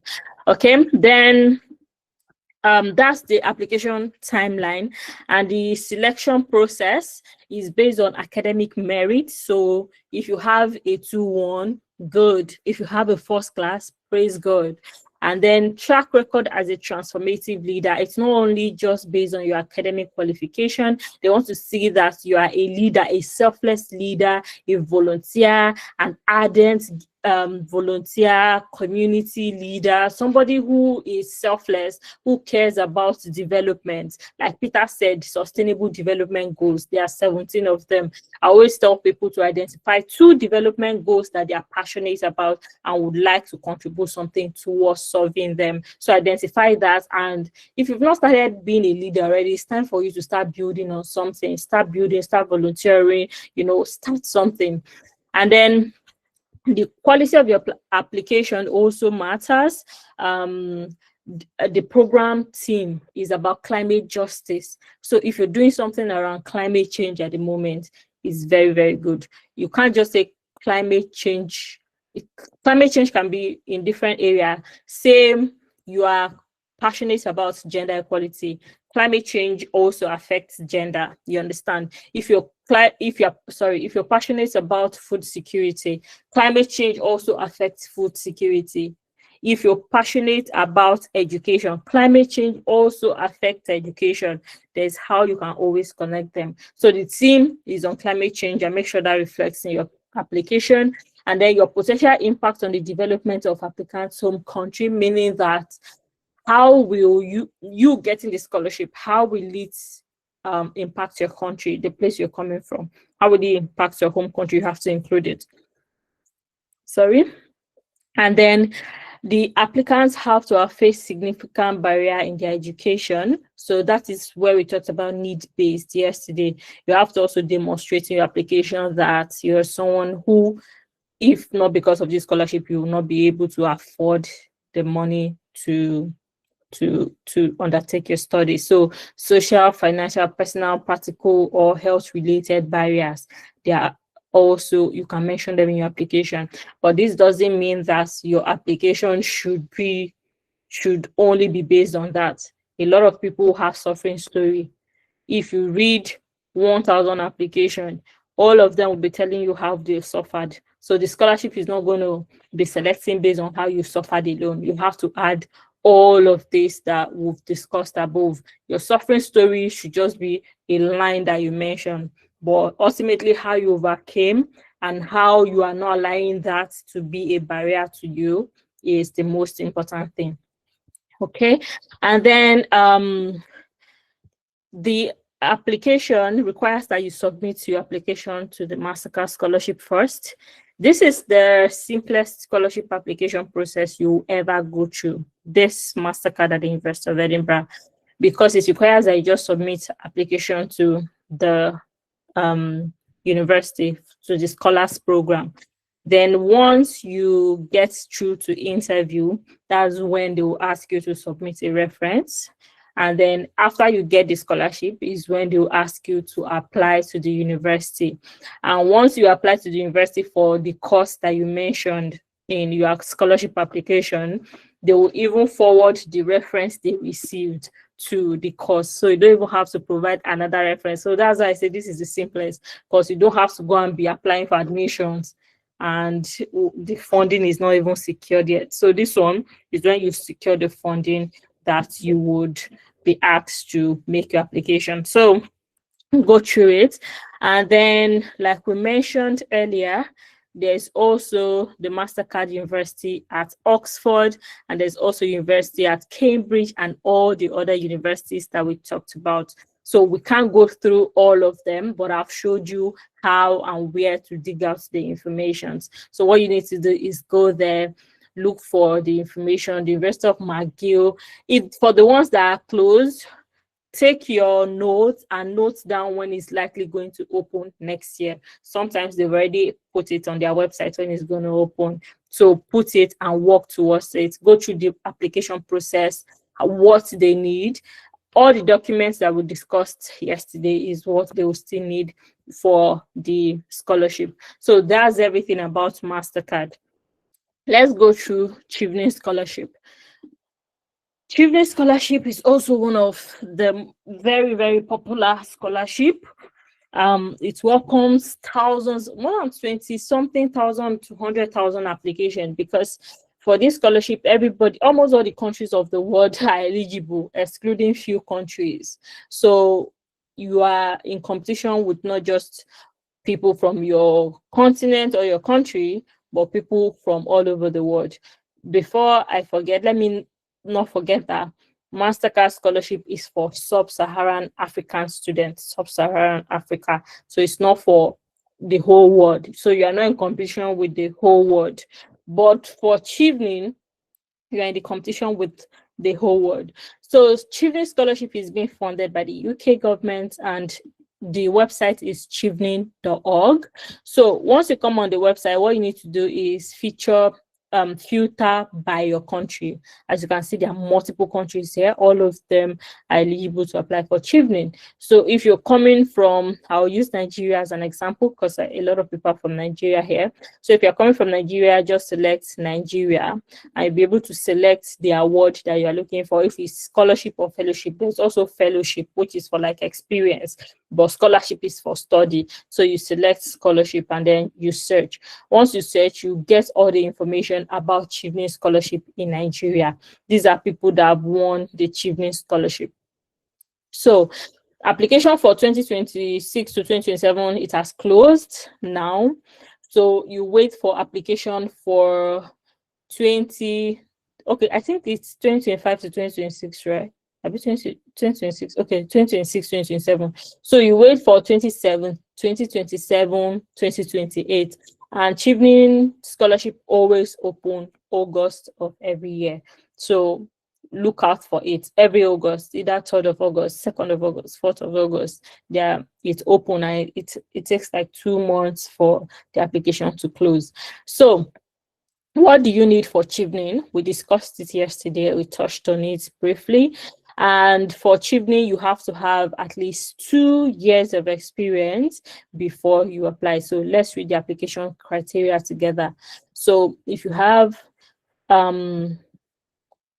yeah, okay, these are the questions you're addressing your application. So it requires that you have 2 years of experience, and it's looking for people who have good example of their leadership and influencing skills, people who are building professional relationships to achieve positive outcome, people who have chosen courses and have the skills to address pressing challenges linked to UK priority. So what you need to do, the UK government, which is FCDO, have certain priority that they address in your home country.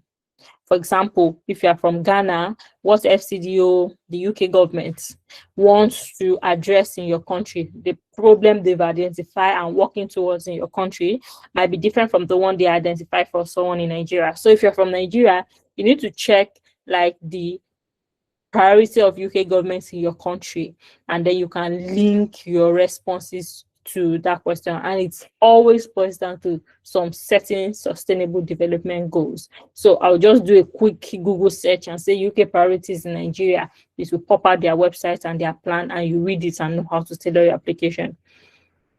And then how will your career plan support your admission to drive positive change is also what you need to address.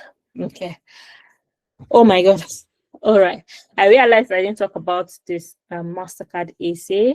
The mastercard essay is always 250 word cap, and it gives you certain questions to respond to.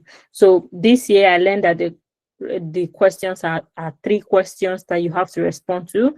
In the past, it's 4 questions, sometimes 5. So this year they've narrowed it to 3, and you have to respond to those questions in 250 words. And for chevening, also, there are certain questions that you have to respond to. You know, when we were talking about essays yesterday, and some of you were saying, oh, what is the word count of the essay? How many essays do I have to write? I was trying to let you know that the essay you are going to write depends on the scholarship. So for chevening, you are going to be writing response to certain questions around your leadership and influencing skills. They will tell you how have you led and influenced others. And for this essay, I also learned that they've reduced the word count this year to 300 word count. It used to be 500 word count. And a lot of mistakes that a lot of people do when writing this essay, which is even the most important thing in chevening and mastercard, is that they write multiple examples without clear approach, without clear. So you need to have an approach, a strategy for it. And what I advise is one example, only one example you are going to use. And for that one example, there's a structure called STAR approach, which is the situation, task, action, and result. If you've not mastered the STAR approach, go and type on Google now or on YouTube. There are over 2,000 videos you will see on how to write using the STAR approach. You have to learn that, and then you can use that to write your essays. Also, they are going to ask you about the course you've selected, which is also similar to the MasterCard scholarship, because MasterCard will also ask you about the course that you selected. How will it benefit you and your community? So you have to make a case. You have to be selfless. You have to make a case about it. Chevening requires that you go back to your home country after your studies in the UK. You have to go for at least 2 years, and then you can come back to the UK if you want. For MasterCard scholarship at the moment, there's no clause for you to go back home after your study. So once you finish, you'll be able to decide what you want to do next for yourself, if you want to go home or if you want to remain in the UK. And that is why it's not surprising to you that I am speaking from the UK. So they allow that. And then, yeah, you also write essays about your career plan and then study in the UK. So go to chevening and read about it. Study what the chevening scholarship is about. Reach out to scholars that are on LinkedIn. You may be able to speak to them, and they will give you good insight as to how they got the scholarship. It's a very, very competitive scholarship, and only 0.something% out of the hundreds and thousands of people that apply that actually gets the scholarship. Many people makes it to interview and never get selected. So you need to be very strategic and very serious before you can get a chevening scholarship, because it will help you to answer so many questions that you've not answered yet. Some of you, your career path is not straight yet. You don't know what you want to do next yet. So you need to research into it and then answer the questions and write it down. Prepare your essays ahead. Look for scholars to help you review your scholarship essays. Okay, that's what we'll say about chevening. Let's go briefly to people who are looking for undergraduate scholarship and also looking for some scholarship outside the UK. Okay, we have the Global Korea Scholarship, and this scholarship is one of the most difficult scholarships that has a very complicated application process. So the Global Korea Scholarship, unlike other scholarships where you can just submit your application online, they are still in the analog era. You will have to print out everything and send it via Korea, via your local DHL to Korea. So this is a scholarship that has been funded by the South Korea government, and it allows people from certain countries to go to Korea to study. It has undergraduate scholarship, which is called JKSU, and postgraduate scholarship, which is called JKSG.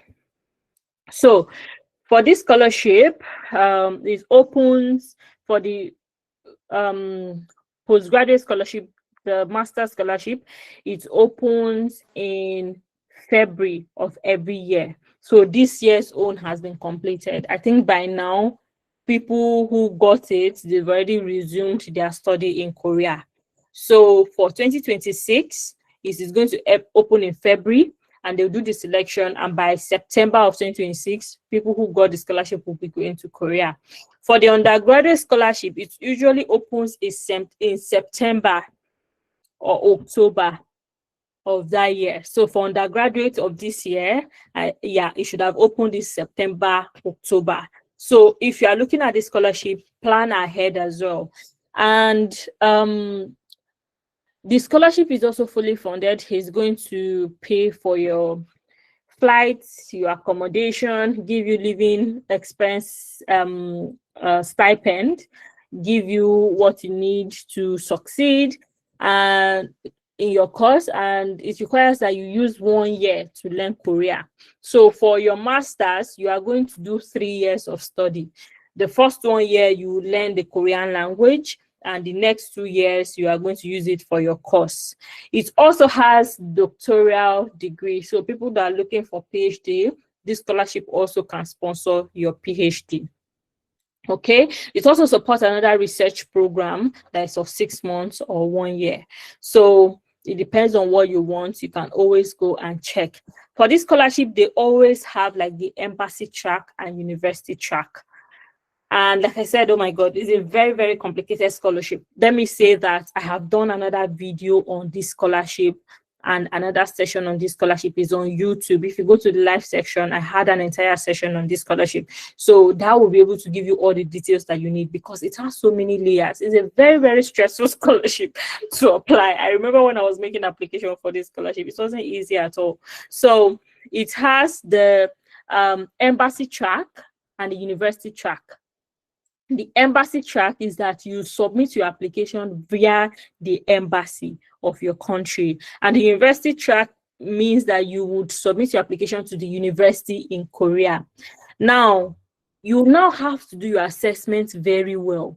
Do your SWOT analysis, your strengths, weaknesses, opportunities, and threats, as to which is going to favor you. A lot of people say, oh, Solace, which one should I choose? But trust me, before I chose the one I wanted to go through, I did a very big SWOT analysis.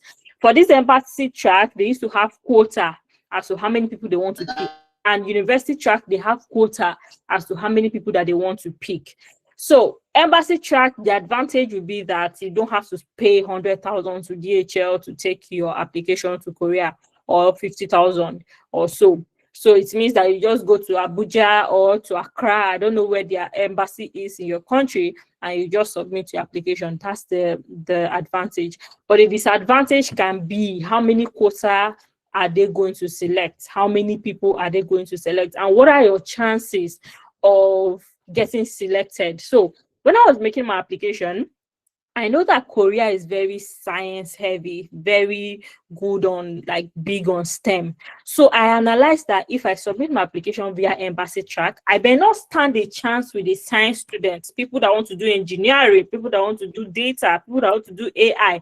I realized I may not stand a chance. So I decided to use university track, despite the fact that it was going to cost me a lot of money to send my documents to Korea. I decided to use that university track. So I did my research, selected a university that I know that they will not discriminate based on the fact that I am a humanities student wanting to study like a humanity course and all. So I submitted my application to that university, did everything, compiled everything, printed all the documents that I have and submitted, and I got the scholarship. So you need to check what your chances are, do your SWOT analysis, and I'm serious about that, before you apply. And also, the every year they used to bring out like an application pack. So after the announcement, the scholarship announcement, there's usually an application pack. So let me see if we can get that out. So this is what I use, this application pack. This is what I use to prepare for this scholarship. So when the scholarship open, you usually have 2 weeks, 3 weeks before it closes. So there's not enough time. So if you want to submit and apply for this scholarship, say postgraduates, the master's degree in February 2025, you need to start now. Go to this website I'm showing you now. Go and download the one they used for this year. This is 2025 JKSG application form. Download this application form. Once you download it, you'll be able to see what they are looking for. The application form is long. You'll be able to like fill in your name and everything that they are looking for. So let me see. Okay, I'm not going to go to my Word document at this point, but I'll just let you know. It has like a section for your biodata, your name, the course you want to apply. It has another section for your information about the course you want to study, your AC, and also your studying Korea and English and language learning plan. So it has 2 AC sessions. So you'll be able to write the AC. So use this as a guide. Don't wait for the scholarship to open before you start. You use this as a guide. It's usually almost the same thing. Once you use all of this to prepare your application, you then download the one. Once it opens in 2026, you download that one and just like copy and paste everything into that one. And also, another thing is that this scholarship is also very stressful because you have to notarize your documents and you have to legalize your documents. So you have to go to I think you can choose either at the moment. So during my time, it wasn't compulsory for you to legalize your documents, but I used notarization. Unlike universities in the UK that don't give them about like either your certificate is authentic or not. It's not like they don't give a damn. They trust that the certificate you're going to bring is genuine. But Korea does not trust that the certificate you're going to bring is genuine. So they want you to go through a whole process of proving that the certificate you want to bring is genuine. So you need to go to the Ministry of Education in your home country, and then you go there and they need to sign on your certificate to show that it is legit. So what you do, you make a photocopy, a good photocopy of your documents in colored. I used colored that time, just make it presentable and make it look original as much as possible. So I made a photocopy of it. I used this shiny paper and then I notarized it. Notarization is you go to a lawyer that has like notary public, and then they notarize your document and stamp it and show that, okay, this document is legal, is original. So because you're not giving them your original certificate, that's why you're doing that. But at the moment, they also require that you go to the Ministry of Education in your country. On that document, they're going to say, oh, it is legit. After notarization, they'll say it is legit, they'll stamp it. And then you need to go to the Korea embassy in your country as well for them to also legalize it to show that it is legit. So that's like different layers of processes. And if you're coming from a country like Nigeria, you know all those, some of these things takes time, it takes forever for one ministry to sign something. So you don't even want to wait until February at all before you start this application for this scholarship. So start now. Anything you need to legalize, notarize, authenticate, do them. Then after legalizing your document, you need to write your essays and you need to pack all your application into an envelope. There's like how they told you to arrange it that way. Let me tell you something that will give you leverage and added advantage on this scholarship. You need to have a lot of voluntary experience and a lot of certifications. Like you went to go and volunteer for one community organization, they gave you certificates, you've thrown it away, you don't even care about it, bring that certificate back. You were class rep in your school, they gave you certificate, bring that certificate back. You were head girl in your secondary school, they gave you certificate, bring that certificate back. Print all of them and attach it to your documents.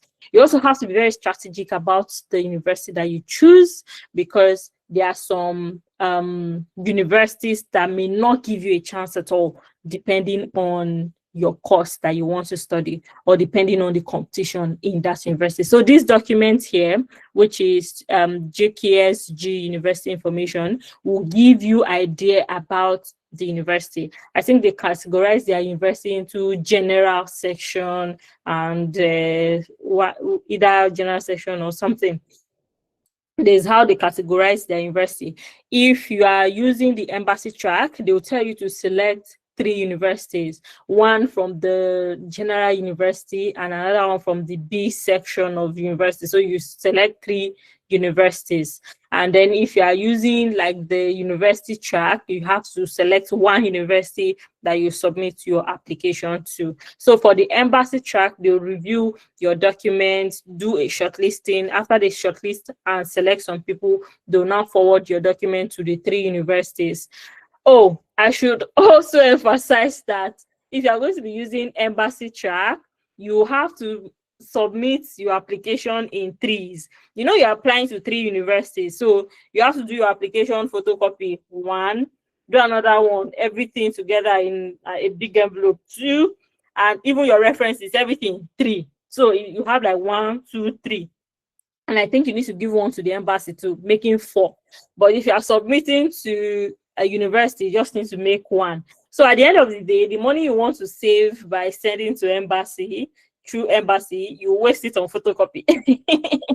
So it's a very stressful process, but of course, all scholarships are stressful. It's not easy, but it's actually worth it. So this is something you should consider if you're applying, if you're looking outside English speaking countries, because Korea is also a very good country. I have so many Nigerians that are there that speak about how good the country is. And say you go there and you want to come to the UK later, or USA or Canada, you can always make your application from there and go, just like we discussed yesterday. So that video will do you good because the process is deeper than what I'm explaining now. This is just like the peripherals that I'm explaining. So look at this. Then another scholarship is, okay, I'm not going to take any more scholarships because this is 8:58. So I'll just give you opportunity to ask your questions, and then I can answer them, and we can call it a night because yeah, it's time. Okay, Fola.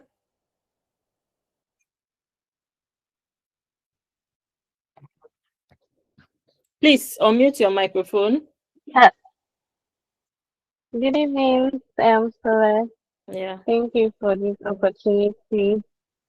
I'll go straight to my question. So I'm currently applying for the mastercard scholar program, University of Edinburgh, and you said that was the one you want.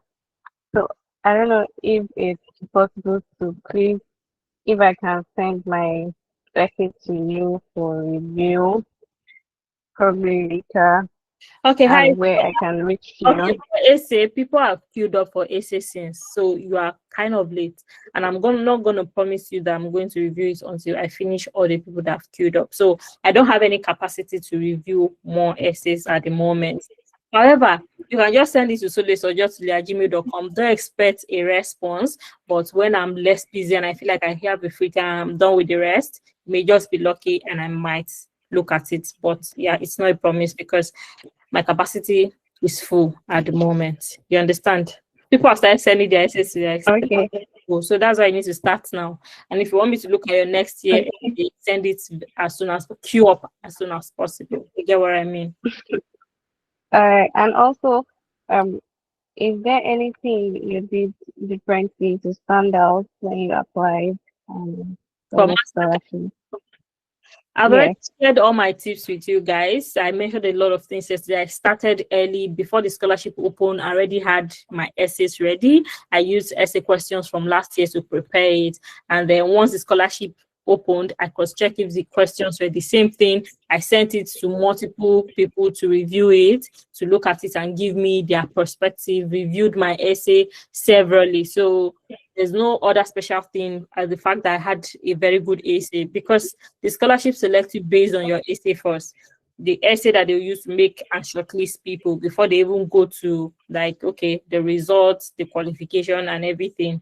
So yeah, if you meet minimum criteria, the next thing they'll use to select you is your essay. So your essay has to be perfect. It has to be, everything has to be tied. Every loose end has to be tied. Like perfect is every line should mean something. You are not parabolating. You are talking punch. You have 250 words. So you have to impress in 250 words. You understand? Okay. When I even checked the website, the for their questions they wrote 100 to minimum of 100 to 500 words. That's what they wrote for this year. Okay, so So if they say minimum of 100 to 500 words, write 500 words or write 498. During my time, it was 250 words. So I haven't checked the essay this year. So during my time, it was 250. If they say 500 now, write 200, write 498, 495. Don't write 100 words because what they are looking for cannot be in 100 words. Go to the maximum word count to work towards that. And also focus on one example. Don't focus on two examples because you won't be able to express yourself. One example for one question and delve into it straight up. Don't be quoting. It's not an academic essay where you write Peter 2025. That is not what they are looking for. Tell your story, okay? It's not a research paper. okay. Thank you very much. All right. Grace. Hi, Solid. Good evening. Thank you again for this. The past 2 days has been really impactful. Just some form of update. I mentioned yesterday that after I had heard your story about the Mastercard Foundation and watching your videos, other videos on YouTube, I started my application process, and I'm pleased to share that I finished the first stage and I received the response with my application ID. All right, so that's just by the way. Thank you so much for the useful tips you've shared with us so far. So earlier on, you mentioned that just in passing that fellowships are for experience, while I think the master's is for study. So my question is it easier to land fellowships than it is for to land? Obviously, masters, as you know, they look more competitive, and if that's the case, is it advisable for someone to still apply for fellowships, just to have a leverage? Maybe that will give them a higher chance of landing masters later on, instead of just leaning on just masters and then waiting until the next session to open. Okay, I think it depends on what you want. What do you want? Do you want like a work experience or do you want to study? And it also depends on your background. Do you have like because if you're looking for fellowships, you already have certain experience. All right. So it depends on what you want. If you want a master's degree or you want a work experience, and also your own level of experience as well. You have enough experience to apply for fellowship. There's no one that is easy because everybody in their own rights know what they are looking for, and it's always competitive. All these things that are fully funded is always competitive. Many people will apply to them. So there's no easy way route. I think it depends on where you want to focus your energy. If you focus on your energy on it, you are going to get it. So a fellowship is not easier either because a lot of people are making applications, but you can also apply for fellowships and scholarships if you think you meet the both, right? If you have the capacity, you have the time and the energy to channel into both, why not? You can apply for the both as well. Okay. Please, my final question. In line with volunteering and leadership, for someone like myself who haven't gathered a lot of these experiences or portfolio, volunteering portfolio and stuff, would you advise I look out for online volunteering platform, because that's what I've started exploring? Like an example of the one I started applying for is the UN Global Volunteers, for instance. So hoping that maybe that would help suffice the absence of the volunteering experience I have. Or do you have an alternative suggestion? Thank you. Volunteering can be anywhere, it can be online, it can be in person. Whatever you do that is volunteering is volunteering. If you don't have volunteering experience now, you can start. It's never too late to build those experiences. So you can start, do it anyhow, online, offline. It should just be about a course you are passionate about and a course you want to use in applying for your scholarship. So you can use those evidence to apply, just gain that experience and talk about it. You can't talk about what you don't have. So wherever it is that you're volunteering, volunteering is volunteering, okay? All right. Thank you so much, Solis. That's all right, Mary. Okay, good evening. Thank you for this opportunity. So my question is, for example, if I want to add like a backup document to my application, like my volunteering, like pictures, to alongside with the application. So like, is there a way to like add pictures of my, like in the process of the volunteering to the document? Unlike the GK Global Korean Scholarship, where we can print all these evidence and then put them alongside to the embassy. So for this mastercard that is online, how do you add these pictures? So you can add all those evidence of your experience if they are important, right? If they're important and you want to add that evidence, you can upload them into a link and put the link in your application. A link in your application is just one word count. You understand what I mean? Upload it on Google Drive, or if it's on YouTube that you have the link, make sure you can compile the link together if it's the same thing and add it to your application. That's it. Okay, thank you very much. And I have another question. Is for example, we said like each question have a word count of, for example, 250. So my question is like one particular question like is the one 250, right? Like not like 3 questions are 250. No, it's one particular question. For every particular question, they'll tell you the word counts, the max word count for that question. So it's only on that one. Okay, please. My last question. You said for the mastercard, we can apply to different university, like at the same time. Like, how do we do that? I don't really understand. I showed you how to do it. I showed you the central website. Didn't you see? Were you on the call? Yes, I was. Central website, you now need to, it will take you to the university that you want to apply. The university have their own application and when it's going to open. So you just need to check when they are going to open and you apply to that university. The example I used was for the University of Edinburgh. If you click on another one, it will take you to that university website. So you just submit to the university when it opens. You go through their own application process, their eligibility criteria, everything. You get what I mean? Oh, yes, I understand. So there's no central place where you submit for MasterCard only. You have to go through the university. Every university have the power to do their own recruitment. So look for when their application is going to open. On that website I showed you, it showed when the application is going to open and the ones that are closed now. So go to the university and apply, and can apply to all those partner universities within the same period if the application is open. You get what I mean? Yes, I understand now. Thank you very much. Okay. All right, thank you. Let me take some questions from the chat and also check people joining us on YouTube. Do you have any questions? When is the appropriate time to apply to the University of Edinburgh in order to avoid any case of getting the scholarship but not giving admission by the school? I don't understand. Once you get the scholarship, they are going to give you admission. If you make it through the scholarship process, if you followed what I said, you need to apply to the University of Edinburgh Mastercard Foundation Scholars Program.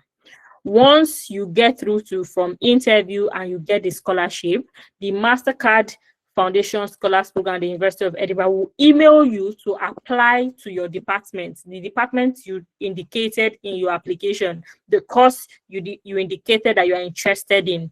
They will tell you to submit your application to that course. They will forward your Mastercard essay also to them, and then they'll give you admission. You apply, you write the essay for the admission that time, but that time you already have the scholarship. You understand? So you said avoid the case of getting the scholarship but not giving the admission. Once you get the scholarship, you are likely 90% going to get the admission. You understand what I mean? Anna, do you understand? If you get the scholarship, because they do the scholarship in the sense that by February, and by February you're already doing interview, by March you already got the scholarship. That's enough time frame for you to apply to the university and get admission. University admission for September usually closes by around July. So by that time you have enough time to apply and get the scholarship. See, you will get the admission once you get the scholarship. Focus on getting the scholarship. All right. All right. Thank you so much. How do you check the available courses in the University for MasterCard? I click on a particular university, but it didn't bring up the program for the scholarship. It just took me to the university website. It is the university website is going to take you to, right? So read in between the lines, is always there. If they take you to the university website and they do not specify any particular course, it means you can apply to any course there at the university. But make sure you read. Don't be too fast and scanning. Read, not scan. Read. You always see what they want you to do.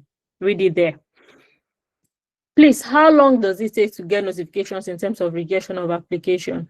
Or do you need to get ready for interview? I applied for the Chevening Master Scholarship. Upon application, it was indicated update to be gotten after application. Secondly, if it's rejected, do you get stated reason why it was rejected? And is there any chance of applying again? Okay, when do you get response? Every scholarship have their own timeline. I just read the timeline of University of Edinburgh scholarship. Chevening have their own timeline as well. It's always on their website. Even the Global Korea website have their own timeline. So the timeline from application, when they are going to conduct review, when they are going to do interview, and when they are going to announce winners is always there. Once they announce winners and you did not get anything, it certainly means sometimes that you've been rejected. But if they've not sent you a rejection, you can also email them to confirm and you may be rejected. But they always do like this mass email to many people to say they've been rejected.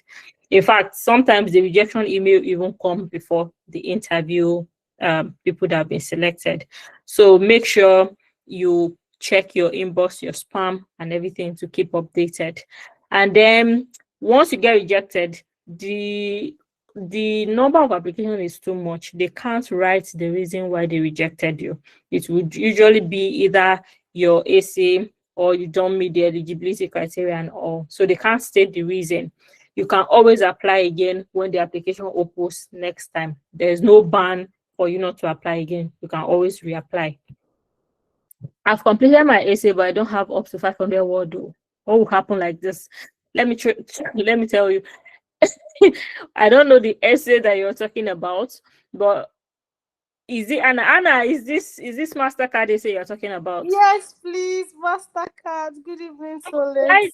Why somebody say it's 400 or 400 now? Okay, whatever word count it is, Anna, you can't lack word. In fact, if you do the assignment very well, you will see that you have more word counts that you are trying to remove if you do the assignment very well. So, Anna, I can tell you categorically that you've not done your assignment very well. Go back and go and learn how to write essays. I have many videos on YouTube on how to write essays, and many scholars on YouTube also who have gotten the scholarship have shared their tips on how to write essay. When I was still struggling on how to write my essay, I was in your position. I will discover that I don't even have the word count. But when I learned how to write it, I had more than the word count, and I was looking for what to remove. I'll read like 20 times, looking for everything is important. What do I remove? So Anna, go back, okay? All stories were my stories, but it's not up to 500. Go and look for more. Go and look for more, okay? Let's check YouTube to see. What would you recommend I do in case my passport expires in November, just before the opening of the application? Then you have to do another passport. Once your passport expires, you certainly have to renew your passport. So you can renew your passport, but you can apply without the passport. I don't know if this is Commonwealth. I think you can apply. Peter, you can apply without the passport for Commonwealth, right? I'm trying to remember that now. I think you might need to upload. Yeah, you might need to upload your passport. But I think it just needs to be valid for travel, not necessarily for the scholarship. For the scholarship, yeah. So start working towards your passport.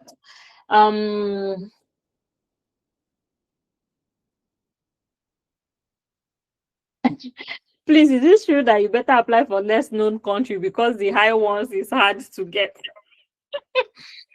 Well, the competition can be everywhere, but maybe the fewer number of people that know about the scholarship, the less competitive it is. So maybe you have a point. There are some scholarships that become very popular. It attracts multiple applications every year. And while some are there low-key that nobody knows about, and that means it's going to attract less application. The lesser number of people you have, the less your competition, but it doesn't mean that there is no competition. So you may have a point there. We are applying to multiple schools under the MasterCard scholarship. Can we use the same recommendation letter or different recommendation letter for the school? Sometimes you may have to tailor the recommendation letter, because if your lecturer is going to write a recommendation letter, they are going to be addressing it to the MasterCard Foundation Scholarship at the University of Edinburgh.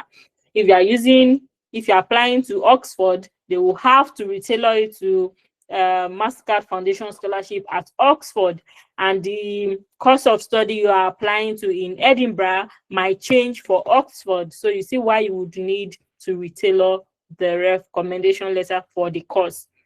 Recommendation letter also is very important.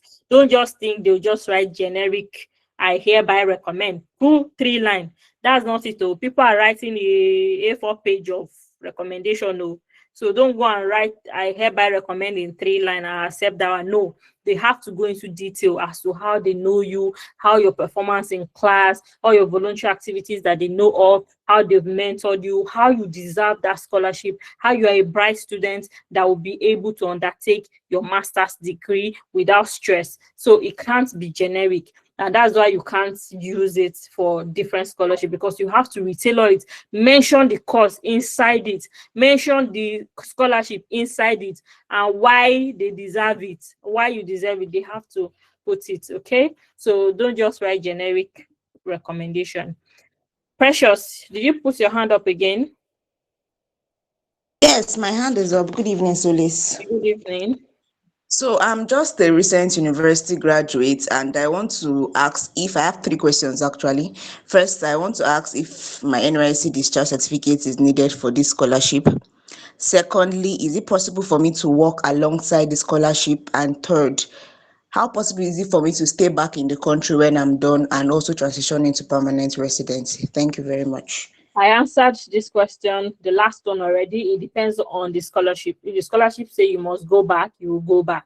If the scholarship doesn't have anything with going back, you can remain. So it depends on the scholarship. Some will require that you go back to your home country. Also, for NYSC discharge certificate, it is not important. You can only use it as evidence of volunteering or service to your country. It is not a requirement to say if you don't have NYSC. Nobody knows NYSC outside Nigeria. That's the straight fact. Nobody cares about NYSC. But what you can do is to use that 1 year of voluntary service to your country to make a case as to why you deserve the scholarship, because you were so selfless to go and work for free for your country in another man's land, in another man's state, and all the volunteering things you did during your NYSC. That is what the only good thing NYSC can do for you. The discharge certificate itself it's not important. It's not something that is big. You can just use this as evidence of volunteering. And it's not even this discharge certificate you will need. All those your CDS certificates and volunteering certificates that you have during your NYC is more important than the discharge certificate. Then what's the other question again? The second question is that have you forgotten to? I have actually, but I will get back to you immediately I remember. All right, no problem. So yeah, that is it. So I think we've spoken a lot. Yeah, we've done justice to some of your questions.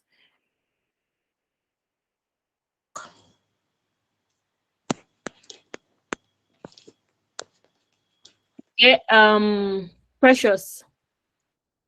So I've remembered my question now. My question was that can I work alongside, like during the scholarship when I'm still in school and all? Okay. Can So I yeah, work alongside? that also depends on the country you eventually get the scholarship. It's actually for the MasterCard scholarship in University of Edinburgh.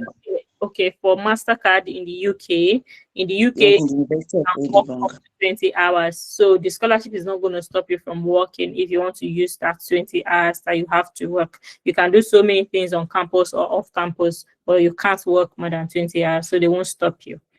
Okay, and then last question here.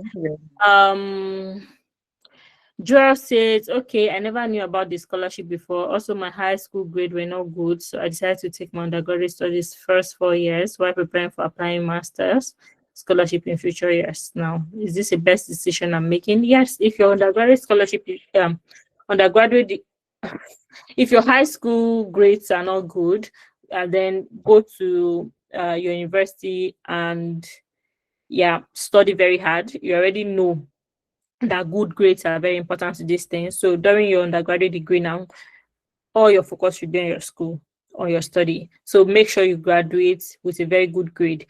And the fact that you're in school now and hearing all this information is even very good because you now have the opportunity to volunteer, to participate in so many society and communities and everything within campus. Okay. So yeah, it's a very good decision. Graduate with flying colors. In your final year, you can start applying for scholarship.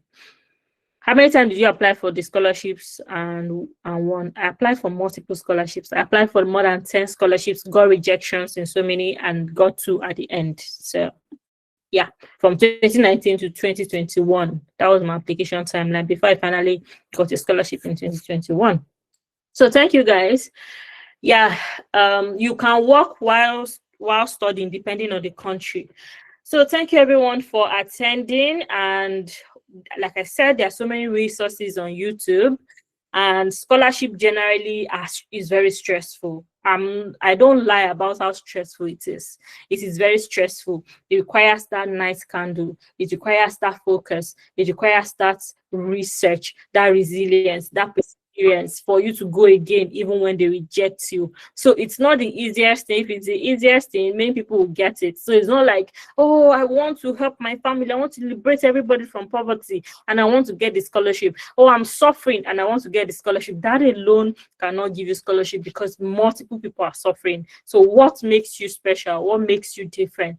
Attend scholarship webinars, research, watch videos, read blogs, search for information like a mad lion looking for food, a hungry lion looking for food to devour.